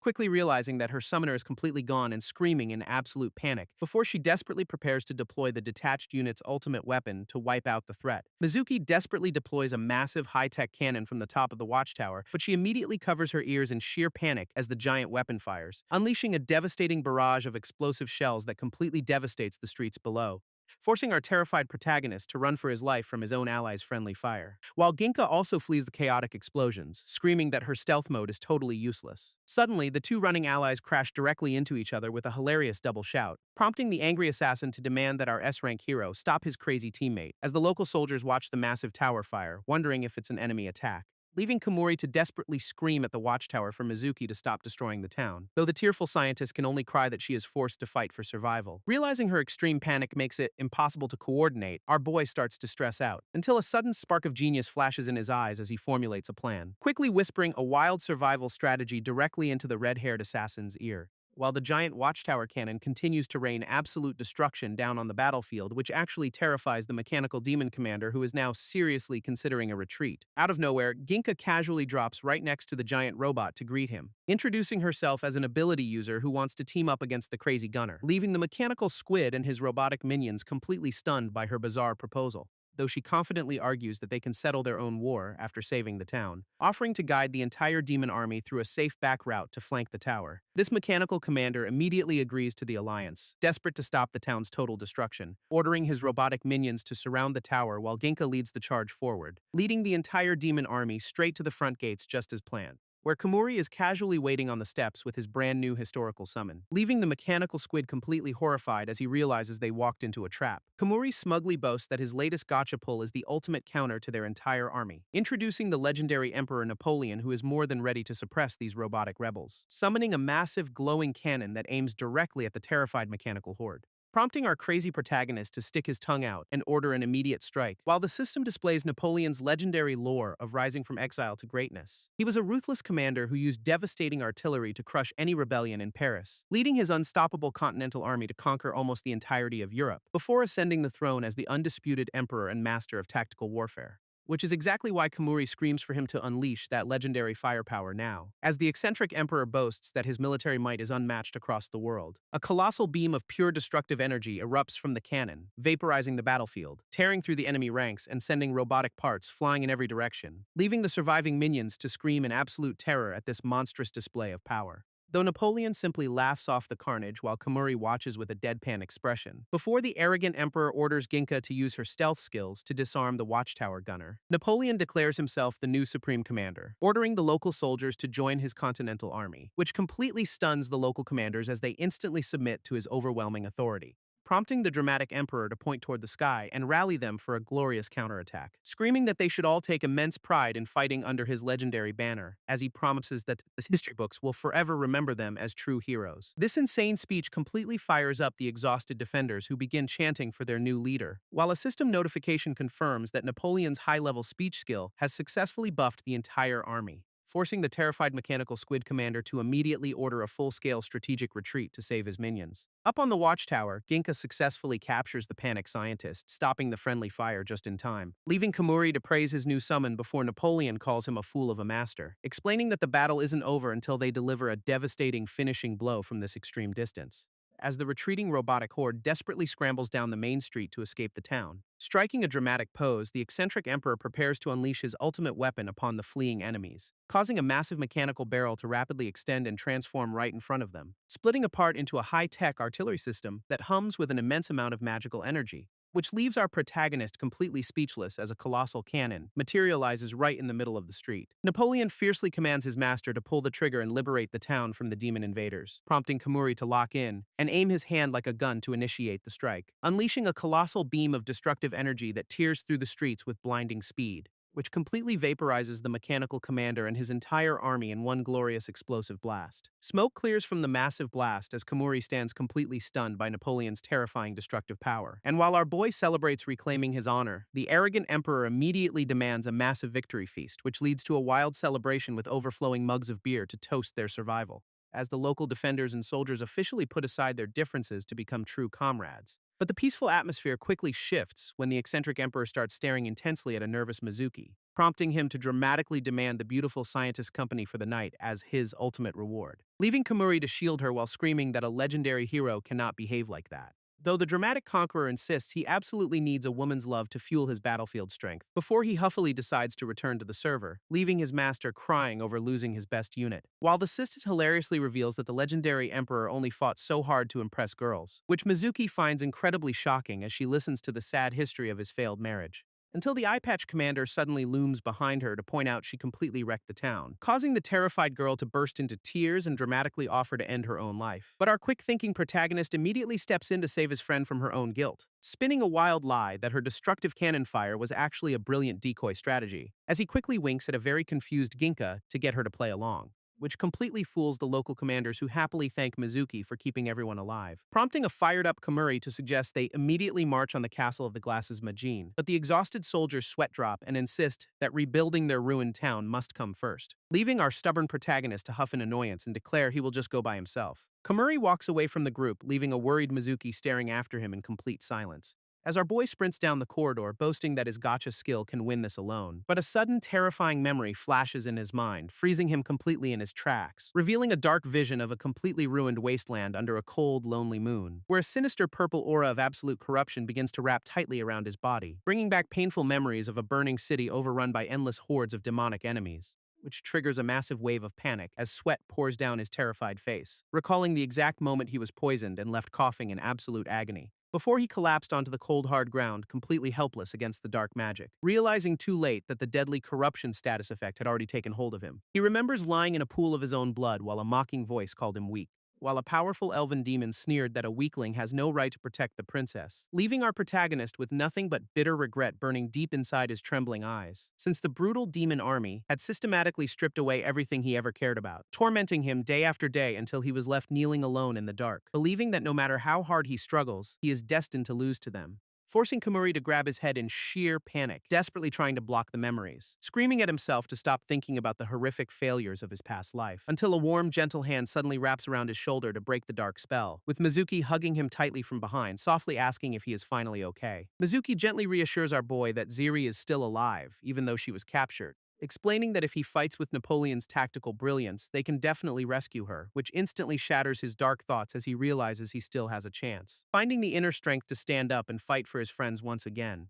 He remembers how the erosion of the otherworld left him with absolutely nowhere to belong, until his new companions became a real family that he only appreciated after losing them, while Mizuki sadly reveals that her own family was scattered during that same terrible disaster, explaining that the sudden demon attack triggered her past trauma and made her completely panic. Refusing to let the demons keep taking everything, our boy stands up with renewed determination, prompting the hopeful scientist to point out his overpowered gacha skill can defeat any enemy, though they must act fast before the terrifying Demon King arrives at the castle, leaving Kamuri with no choice but to clench his fist and prepare for battle. He dramatically vows to rescue Zeri and reunite her with her long-lost family in Gunma, before his greedy side takes over as he dreams of spending his rewards on endless gacha, shifting the scene to the mobile tent of the Tokyo Independent Task Force, where their cute commander returns with urgent news that the Demon King is inspecting Urawa. Our arrogant protagonist immediately boasts that his skills can easily crush this new threat too, but the commander warns that the enemy army is 6 times larger than before, forcing a sweating Kamuri to admit they desperately need to recruit the local defenders, before he hilariously tries to dump the leadership duties onto a completely terrified Mizuki. Mizuki nervously explains that her task force only handles local patrols and lacks authority over the main army. But our boy argues that teaming up is their best shot at defeating the massive demon horde, even though the cute commander reveals they are actually just an engineering unit meant for digging trenches, which immediately gets Kamuri thinking about how to exploit their unique digging skills for his next play, sparking a sudden brilliant idea that flashes through his mind like a bolt of lightning, prompting him to grab Mizuki's hands and excitedly declare that they are going to fight together, detailing a wild strategy where the task force acts as decoys while he sneaks into the castle, leaving the poor scientist completely horrified as she realizes they are basically being used as meat shields, until our protagonist activates his ultimate puppy dog eyes, making it absolutely impossible for her to refuse, while Aurelia surprisingly agrees with the plan, reassuring her crying friend that everything will be fine. This scene shifts to the Great Plains outside Urawa Castle as the demon army marches forward, instantly alerting the robotic commanders who angrily order their forces to annihilate the incoming human raiders, forcing the brave task force soldiers to raise their heavy shields and prepare for the clash, as they rapidly dig trenches to hold the line and pin down the massive demon army, while Kamori begins scaling the incredibly steep cliffs of the enemy's mountain fortress far away. grinning as he reaches a ledge, confident that the decoy distraction has worked perfectly, before he playfully teases a climbing Mizuki, asking if she followed him because of a secret crush, though she bluntly admits she only came because Aurelia suggested using him as a meat shield, prompting our unbothered hero to explain that Masu's climbing skill will easily shortcut their path, as he urges her to climb just 5 more meters while she screams in absolute terror. Kamuri urges Masu to keep climbing while telling a nervous Mizuki to watch her step, but a sudden slip on the loose rocks instantly sends their plans into absolute chaos, as a terrified Mizuki loses her grip and begins plummeting down the steep cliffside, prompting our quick-thinking protagonist to immediately order Masu to activate her special climbing skill, while the poor scientist continues to fall, screaming in absolute terror for her life, until a blinding flash of magical energy erupts from Masu's activated ability, causing a massive, fully grown tree to instantly sprout right out of the solid rock. Hanging upside down from a branch, a dizzy Kamuri groans while Masu celebrates their success, pointing out that the enemy's main castle is sitting directly below their new vantage point, which prompts our boy to quickly swap her out for a combat-ready summon instead, before he securely ties a heavy rope around the sturdy trunk to prepare their descent, sliding down the cliffside with Mizuki to infiltrate the Glasses Demon's fortress directly, only to land right in front of 2 heavily armored robotic demon guards. These elite grunts immediately spot the intruders, demanding to know who they are, before sounding a loud alarm to alert the entire castle of the human attack, leaving a sweating Kamuri to realize he must defeat every single one of them, since saving Ziri is the only thing that truly matters to him right now. Regretting his lack of a stealth skill, our hero prepares to face the oncoming horde, but Mizuki quickly hands him a glowing magic stone to boost his summoning power, inspiring a fired-up Kamuri to immediately trigger his ultimate hero summon Gacha to protect her. Kamuri activates his summoning circle, declaring that his precious Gacha stones are meant to be broken, which completely terrifies the robotic guards who recognize him as the legendary S-rank ability user, as a massive hand slams onto the glowing magic circle to answer his desperate call, revealing a legendary warrior who greets our boy with a confident and booming voice, with the mighty SR-rank fighter Heracles officially joining the battle to exterminate the demons, leaving the robotic guards absolutely shaking in fear at his overwhelming surge of magical power. Our hyped protagonist declares that the table is set for an epic revenge match, ready to take down 100 enemies alongside his newly summoned Greek powerhouse. But the robotic guards quickly order their surrounding forces to encircle and annihilate them, forcing Kamuri to realize that standard attacks won't be enough to clear this massive horde, which prompts him to immediately unleash Heracles' powerful one-time use unique skill, triggering a colossal fiery strike that completely incinerates the front lines of the enemy, before the exhausted Greek hero fades away, urging his master to quickly summon the next ally. Left alone once more, Kamuri immediately begins channeling his magic for another hero pull, but the clever robotic guards spot the brief opening and charge directly at a terrified Mizuki, prompting our brave protagonist to throw himself in front of her to block the incoming strike, taking a brutal direct hit to his back as the scientist screams his name in horror, leaving him with a deep bleeding wound while he bitterly regrets not having Ziri's defensive barrier, since his fragile human body simply cannot survive another heavy blow without some serious protection, as he desperately prays for a healer or a guard while a mysterious new silhouette emerges. Kamuri pulls a rare-tier sorcerer named Count Cagliostro, but his paper-thin defense is a major problem, and the robotic guards immediately jump the poor magician before he can even finish chanting, leaving our boy with no choice but to desperately roll the gacha once again, only to summon the exact same useless sorcerer who immediately starts his dramatic speech, which gets him instantly obliterated by the guards for a second time in a row, forcing a sweating Kamuri to realize he must break this terrible losing streak to survive. This poor sorcerer keeps getting absolutely pulverized while the robotic guards swarm him without mercy, before they decide to ignore the summons entirely and target our protagonist's head directly, sending a wave of absolute terror through Mizuki as she stares at the oncoming threat, until she collapses to the cold floor in complete panic while Kamuri watches in shock. Suddenly, the terrified scientist insists there must be a hidden defense mechanism inside the castle, pointing wildly at the wall while our skeptical hero thinks she is just losing her mind. But a massive high-tech emergency escape capsule suddenly rises right out of the solid ground, prompting Mizuki to dive headfirst inside while screaming at Kamuri to follow her lead, leaving our boy wondering if her crazy engineering skill actually manifested this bizarre escape pod, though he quickly prepares to roll his gacha again to turn the tide of battle. Meanwhile, the scene shifts deep inside the castle where the sinister Glasses demon dines with Ziri, while a tiny hooded ally watches them closely from a hidden spot in the ceiling, realizing with a sweat that the powerful demon commander has absolutely no openings to exploit. As the villain calmly explains that the princess's spirit summoning skill is the ultimate threat, this Glasses demon reveals that Ziri actually gave up her overpowered spirit summoning skill, which is why he decided to shelter her in his castle while apologizing for his past actions. But a confused Ziri still demands to know why her uncle chose to become a demon, prompting him to explain how his family was cornered during the initial invasion, forcing him to drink demon blood to gain the power needed to protect them. Now, he activates his ultimate barrier to completely seal off the castle tower, ensuring that no outside forces can interfere while they wait out the storm. though Ziri desperately begs him to stop the war since Kamuri is already on his way, while the demon commander calmly promises not to pursue the humans if they just retreat. His main goal is actually figuring out why her skill merged with the game's servers, wondering how this mysterious mobile technology can bypass magical interference so easily, until a mechanical messenger pigeon suddenly flies through the window to interrupt his thoughts,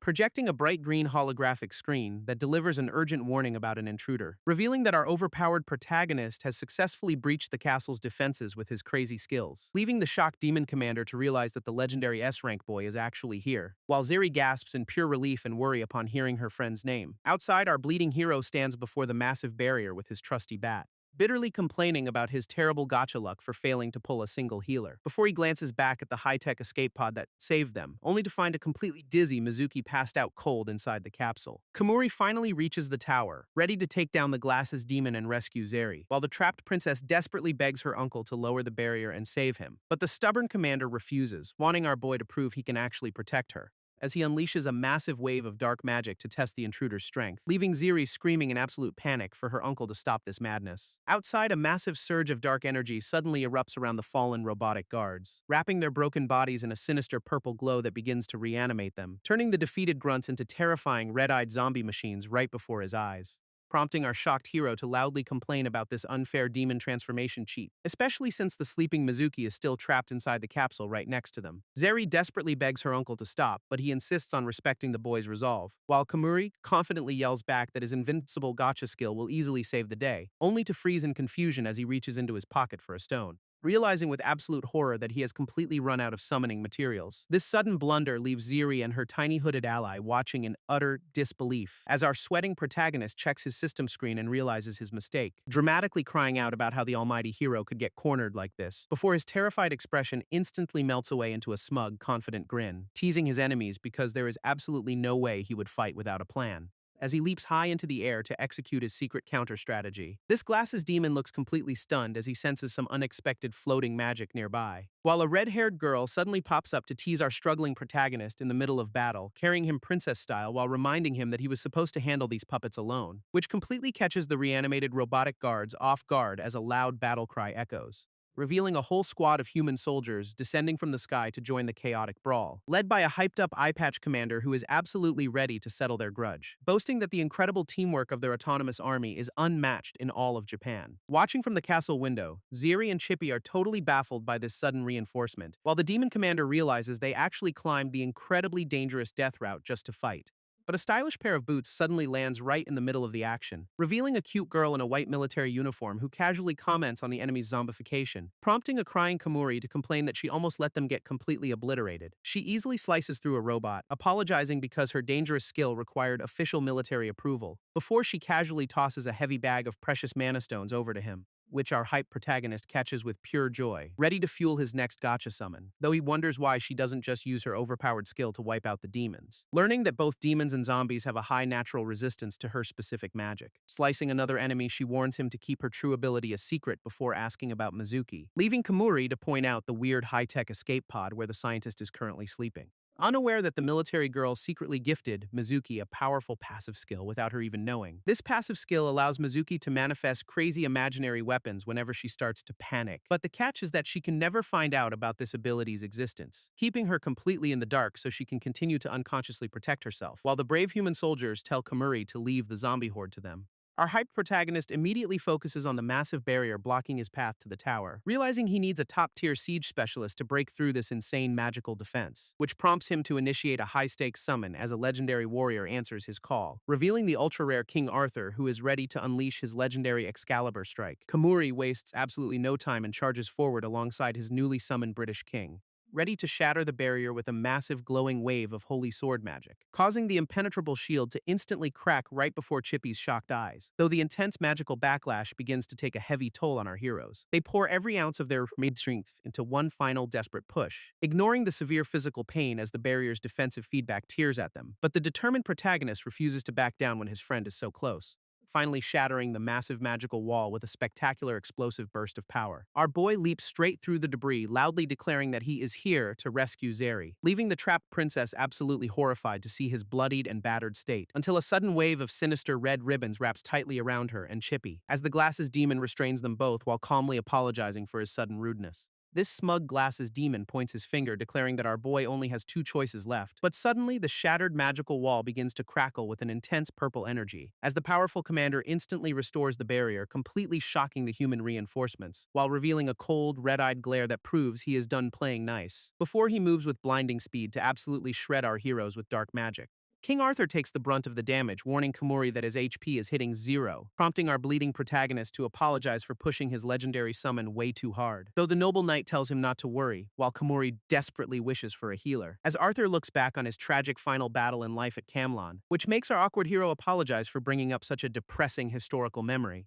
But the king just smiles and says he finally understands something about human resolve, before leaping forward to block one last devastating magical strike from the demon, shattering his legendary holy sword while casually joking about what kind of men ladies prefer, leaving our boy to watch in silence as the brave knight bids him farewell, fading away into glowing digital particles after successfully buying his master enough time. Kamuri stands completely stunned in the empty room, holding only a broken sword hilt, while Ziri desperately screams at her uncle to stop this completely one-sided beatdown. Though the cold commander simply tells our protagonist to give up and go home, warning that he can easily sever his wrist before Kamuri can even break a mana stone, which only prompts our bloody hero to flash a smug, incredibly suspicious grin. Kamuri flashes a smug grin and holds up a glowing blue mana stone, leaving the stunned demon commander wondering why this stubborn human refuses to accept defeat, as he unleashes a surge of purple magic to stop the boy from summoning. But our clever protagonist reveals that this was all just a brilliant bait, sending a sudden, brutal physical strike crashing directly into the shocked commander's face, which triggers a painful memory of a past defeat for the bleeding demon, reminding him of a terrifying monster he once faced during the initial invasion.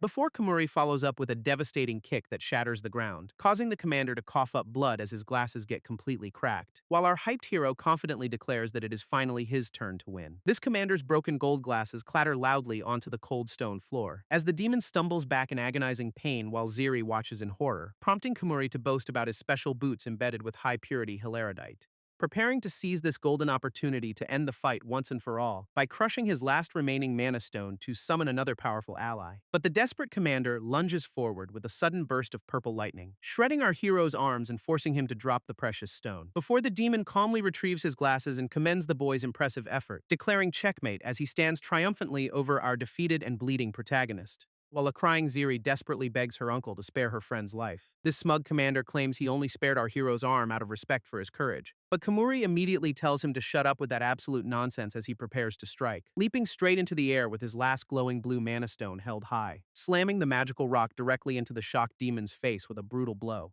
since our battered protagonist realizes he doesn't even need grip strength to activate the summon, planning to break the stone by crushing it against his enemy's hard skull. This terrifying persistence leaves the commander completely baffled as to why the boy goes so far, triggering a deep memory of when he was just a human noble ruling a peaceful city, living happily while protecting his beloved wife, children, and the smiles of his people, until the fateful day of the sudden invasion changed his entire life forever, when his entire territory was forcibly transported to this chaotic world alongside their mortal enemies, throwing his loyal soldiers into absolute panic as the demon army launched a relentless assault, forcing the noble commander to fight on the front lines against overwhelming monstrous forces. He quickly realized that mere human strength stood absolutely no chance against this demonic threat, leaving him desperate to find any way to protect his family and subjects, which drove him to make the ultimate tragic sacrifice by abandoning his own humanity, transforming himself into a powerful demon to gain the strength he so desperately needed, only to find that his castle had already fallen to the almighty Demon King anyway, ultimately submitting to the Dark Lord in exchange for his family's safety. Back in the present, the commander looks at our stubborn hero in complete disbelief.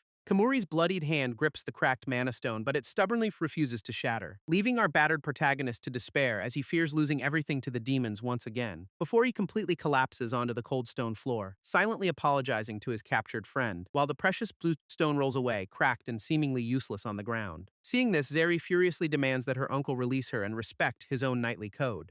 crying out that Kamuri is her true knight and she will end her life if he dies, which completely shocks the commander, forcing him to immediately release her from the binding ribbons, though he warns her that continuing her journey with this boy will only bring the Demon King's wrath. Ignoring his warnings, the princess rushes straight to our fallen hero's side to check on him, while her desperate uncle screams that staying in his castle is the only way to save Kamuri's life, suddenly realizing that he has become the exact same monster as the Demon King who ruined his life. But Ziri gently looks up, thanking her uncle for all the kindness he showed her growing up, before firmly declaring that she will choose her own path and continue her journey with Kamuri. Hearing her resolve, the commander can only smile softly as he remembers her favorite childhood saying, accepting her choice before turning his intense gaze back toward our struggling protagonist, unleashing a massive surge of purple lightning to challenge the boy to prove his worth. And though Ziri begs them to stop, Kamuri slowly stands up and smiles at the simple terms, confidently declaring that the winner of this final clash will officially be crowned the princess's knight, prompting the proud commander to gladly wager his life and dare the boy to surpass him, as our hyped hero activates a protective barrier, desperately praying for a top-tier attack summon.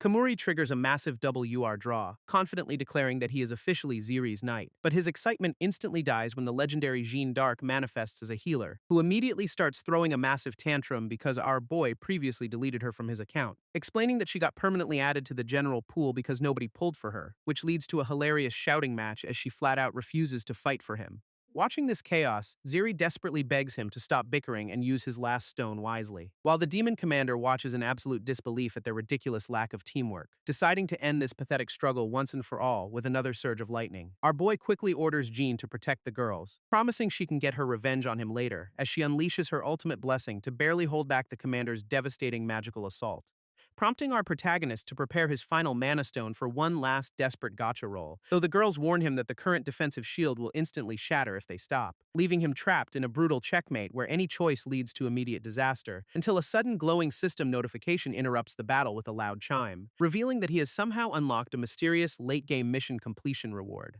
It turns out he cleared a hidden courtyard mission, expanding his deck to summon two heroes simultaneously, which instantly sparks a brilliant, game-changing realization in our clever protagonist's eyes, remembering the massive horde of grunts he defeated earlier while cursing the system's slow reward delivery. Desperate, our hero tells his allies to hold on as he smashes his final stone for an attacker, but his jaw drops in pure horror when the magic circle reveals a trash-tier R-rank summon. This cheap R-rank magic circle suddenly cracks apart with a strange purple glow, and our boy watches in shock as the summon's rarity miraculously upgrades to gold, triggering a massive system warning that the server doesn't even recognize this glitched hero, as a creepy fanged smile emerges from the dark smoke of the broken portal, revealing a sinister book-wielding SSR sorcerer who claims he answered the maiden's desperate prayer, while the system continues to spam error messages about this completely unimplemented character, leaving Kamuri to scream in pure confusion about what an unimplemented hero even is, before the creepy new summon glares right back and demands to know his identity, which only makes our panicked protagonist wonder what kind of monster he just pulled. But John immediately recognizes the man as Gilles de Rais, shocked by his corrupted appearance,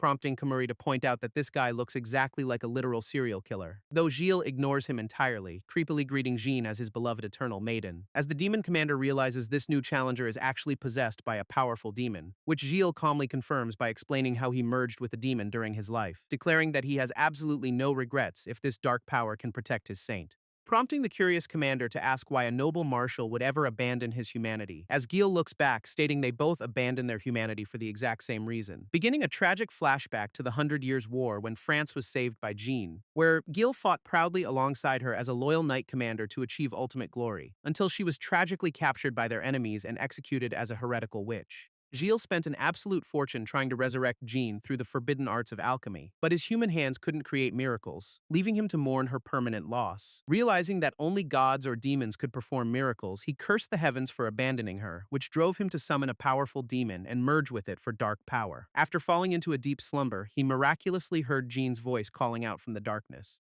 discovering that his new demonic strength had somehow revived his beloved saint in this world. Though his dark crimes kept him from being officially implemented, his sheer will forced his manifestation, leaving the demon commander to smile as he finally understands his opponent's tragic motivation, declaring that this is a clash between two warriors who abandoned humanity for love. While Jeanne is deeply touched, Kamuri panics because his new summon is completely ignoring him, as the commander suddenly lunges forward at blinding speed to test the sorcerer's power, boasting that no mere demon can possibly keep up with his high-speed movements, aiming a devastating lightning-fast strike directly at the stationary marshal to end the fight. But Gilles easily blocks the incoming assault with a glowing, intricate magical barrier. Our smug protagonist watches with a grin, knowing his glitched summon is absolutely broken, when a massive shockwave erupts from the collision, completely halting the commander's momentum, who screams in sudden agony as a strange burning energy wraps around his body, realizing in pure horror that his own magic power is being violently absorbed by the shield, forcing him to stumble backward onto the cold stone floor in complete shock, demanding to know where this terrifying marshal obtained such an overwhelming godlike power.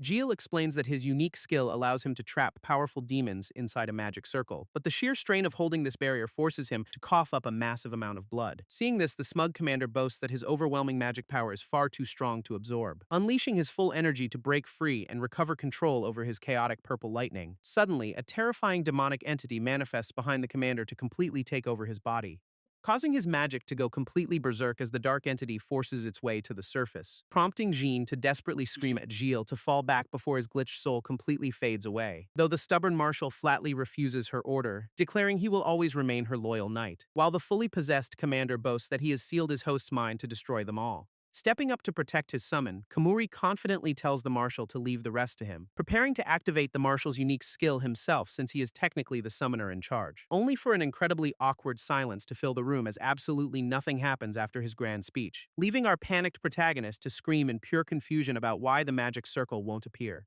as Jean explains that he cannot use the skill without forming an official master-servant bond first. Quickly casting her ultimate Archangel Blessing to block another devastating blast from the rampaging demon, she warns Kamuri that their true legendary abilities can only be fully unlocked through a proper contract, explaining that since Gilles manifested on his own, he lacks the raw mana to defeat this monster, meaning they must immediately form a contract to connect their magic and boost the barrier's strength. Except Gilles instantly refuses because he only serves Jean, sending our stressed protagonist into a hilarious rage. Just as their defensive shield begins to shatter under the demon's relentless, high-powered magical assault, Zerzi desperately begs her possessed uncle to wake up and resist the dark demonic influence, while Kamuri prepares to charge into battle using his specially crafted anti-demon shoes. But Gilles suddenly grabs his shoulder, warning the reckless boy that he will only die, though our stubborn protagonist refuses to back down while Ziri is still in danger. Staring into the boy's eyes, the corrupted marshal realizes Kamuri reminds him of someone, a brave soul who was willing to sacrifice everything for the sake of another, triggering a sudden memory of his own past as a loyal knight serving the maiden, when he was just a young warrior who deeply admired the legendary Night King. Reaching out, Gilles firmly grips our surprised protagonist's hand to make a final decision, offering to form a temporary contract so they can use their combined strength to protect Jean, which Kamuri gladly accepts as they prepare to face the rampaging monster together.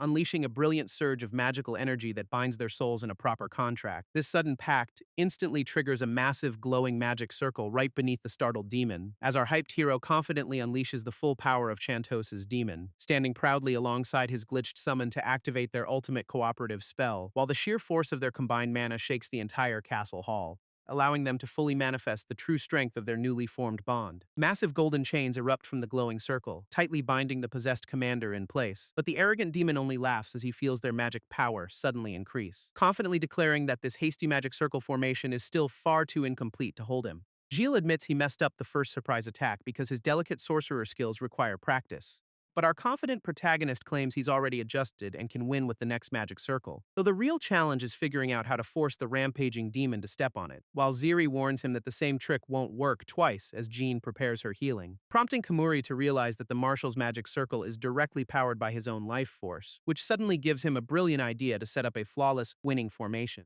He immediately orders Jean to deploy her barrier while Ziri activates her ultimate Archangel healing blessing, turning back to coordinate the final piece of his desperate plan with the corrupted marshal, who offers a knowing, sinister smile as he instantly catches on to our boy's strategy, drawing his glowing sword to proudly declare his legendary title as the Knight of the Maiden, as he unleashes a fiery aura and boldly challenges the possessed commander to a duel. This only amuses the arrogant demon who mocks the fragile sorcerer for trying to play knight. Meanwhile, a panicked Jean screams that Gilles will be permanently erased if his soul fades away. But the laughing monster boasts that destroying him will permanently seal their only defensive magic circle, leaving the brave marshal completely unfazed as he glares ahead with absolute, unwavering resolve, charging directly into a brutal, high-speed clash against the overwhelmingly powerful demonic entity. Unfortunately, the sheer force of the demon's purple lightning blasts Gilles backward in pure agony, causing Jean to scream out his name in absolute horror as she watches him suffer, with the system spamming critical warnings that the marshal's HP is rapidly plummeting towards zero, prompting the smug commander to wonder why his opponent would ever choose such a suicidal path.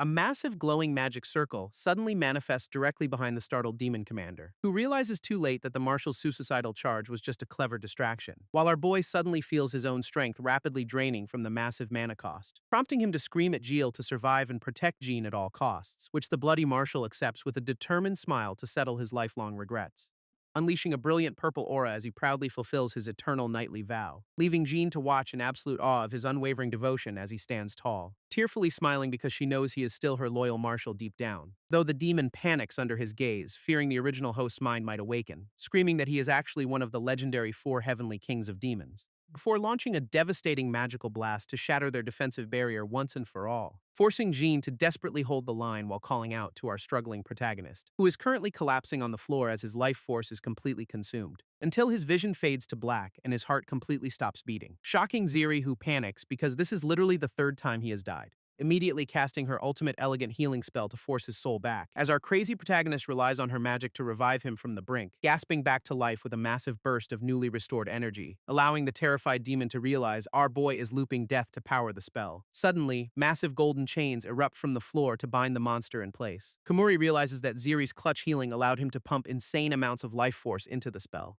prompting our hyped protagonist to confidently declare that this is finally the absolute end, unleashing a massive, blinding pillar of holy light that completely engulfs the entire battlefield, as the terrified demon screams in pure agony while the overwhelming energy tears him apart, leaving a massive hole in the castle wall as the dust slowly begins to settle. Running over, Ziri desperately begs a heavily bleeding Komuri to stop before he completely destroys himself, while Jean frantically heals Gilles, who proudly declares his victory thanks to her divine blessing. Nearby, the defeated commander violently coughs up a massive pool of dark blood, deeply ashamed that he let the darkness consume his mind and drive him to attack his own family, forcing a tearful Ziri to apologize for having to use such extreme measures to stop him. Smiling weakly, the uncle reassures her that they actually saved his soul from eternal torment, turning his gaze to praise Komuri as a true knight who shares an incredibly deep bond with the princess, before his weakened body finally collapses onto the cold stone floor in complete defeat, which has our relieved protagonist celebrating their impossible victory over the legendary Demon King. However, Zeri quickly points out that their real challenge is turning her uncle back into a human, explaining that they can use her healing magic to flush out the remaining dark energy. But when she turns to Jean and Gilles for help, she only receives grim, silent stares, with the marshal solemnly explaining that a soul corrupted by darkness can only regenerate as a demonic magine, sending the poor princess into absolute despair as she realizes her uncle might be lost forever, until Komuri confidently tells her to heal him anyway, promising they will find another way as long as he lives. Smiling weakly, Ziri's uncle gently pushes her hand away and refuses any further healing, explaining that since his soul is finally free from the darkness, he can die as a human, while praising the brave marshal for maintaining his knightly pride even after falling into corruption, prompting Gilles to bid the count a final farewell as they share one last respectful moment. Turning to Komuri, the dying uncle entrusts the princess to him and begs him to save his family, gently wiping away his niece's tears with his fading hand as his body begins to dissolve, wishing her a blessed journey ahead as he slowly crumbles into a warm golden light, leaving the heartbroken princess completely speechless as she watches him fade away. She cries out in absolute despair as the last traces of her uncle vanish into the sky, while a system notification officially declares that their brutal battle against the Demon King has concluded, bringing a dramatic end to the chaotic raid as peace finally returns to the castle. Except the entire fortress suddenly bursts into a massive raging inferno that threatens to consume everything. A cheerful commander smiles happily, completely unfazed by the fire since the demon army has successfully scattered, leaving our panicked protagonist to scream in pure horror as all the precious research and loot burn, cursing Gilles in a hilarious rage for completely erasing the boss to prevent any chance of resurrection, desperately tapping his system interface to summon the marshal back and demand some serious answers. Unfortunately, Jean explains that Gilles has already returned to the darkness, leaving your boy completely empty-handed, who tearfully clings to Mizuki to whine about losing his hard-earned boss drops once again, while an annoyed Ziri accuses him of being incredibly greedy and going way too far, prompting our shameless hero to defend his actions by claiming he totally wanted to save her uncle. Ziri and Komuri are completely stunned when a giant, delicious-looking burger is suddenly shoved right in their faces. As their little hooded companion reveals, she bought it to force them to finally make up. Sitting back-to-back on the rocks, our boy softly apologizes for having to take down her uncle, but Ziri gently reassures him that being defeated by him was exactly what her uncle wanted.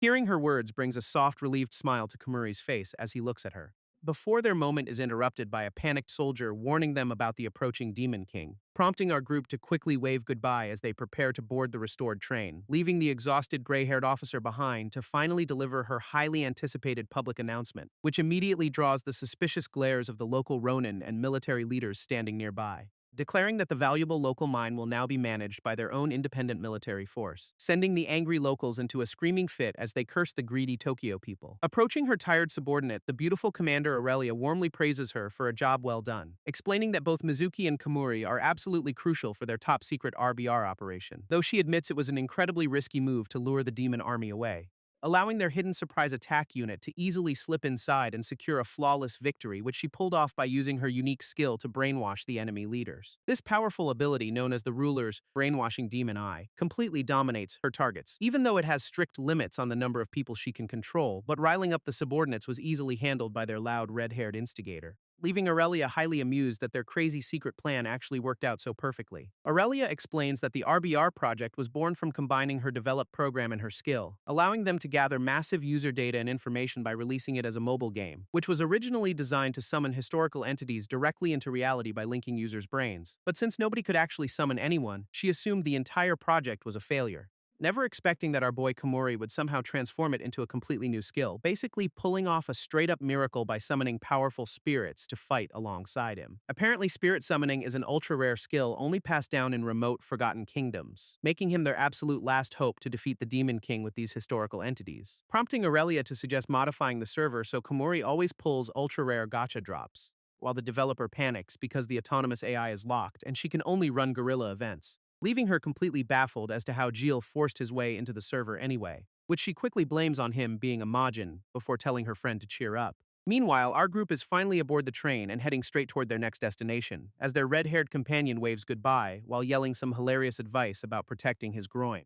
prompting our embarrassed protagonist to shout back that he will learn secret karate techniques next time, before happily settling down to enjoy a delicious station bento box during the long ride. Everyone happily munches on their food, absolutely loving how delicious the local train meals taste, though Komori has to warn Jean to hide back in her box before the conductor spots her, while Ziri looks out the window deeply worried about the approaching threat of the Demon King. But our confident protagonist just grins, declaring he already has the ultimate winning plan ready. Komori explains his brilliant plan to keep Jean out as bait to summon Gilles again, intending to place the legendary marshal under permanent control while Ziri wonders how that's even possible, which our crazy protagonist completely brushes off by declaring himself an absolute genius destined to win, until Zeri casually asks what actually happened to the incredibly valuable local mine they fought for, instantly freezing our boy's triumphant laughter as a horrifying realization suddenly dawns on him, realizing he completely forgot about the precious loot before boarding this fast-moving train, prompting him to hilariously scream for the conductor to stop as they speed away empty-handed. With the main story wrapping up, the original author steps in to thank the amazing readers,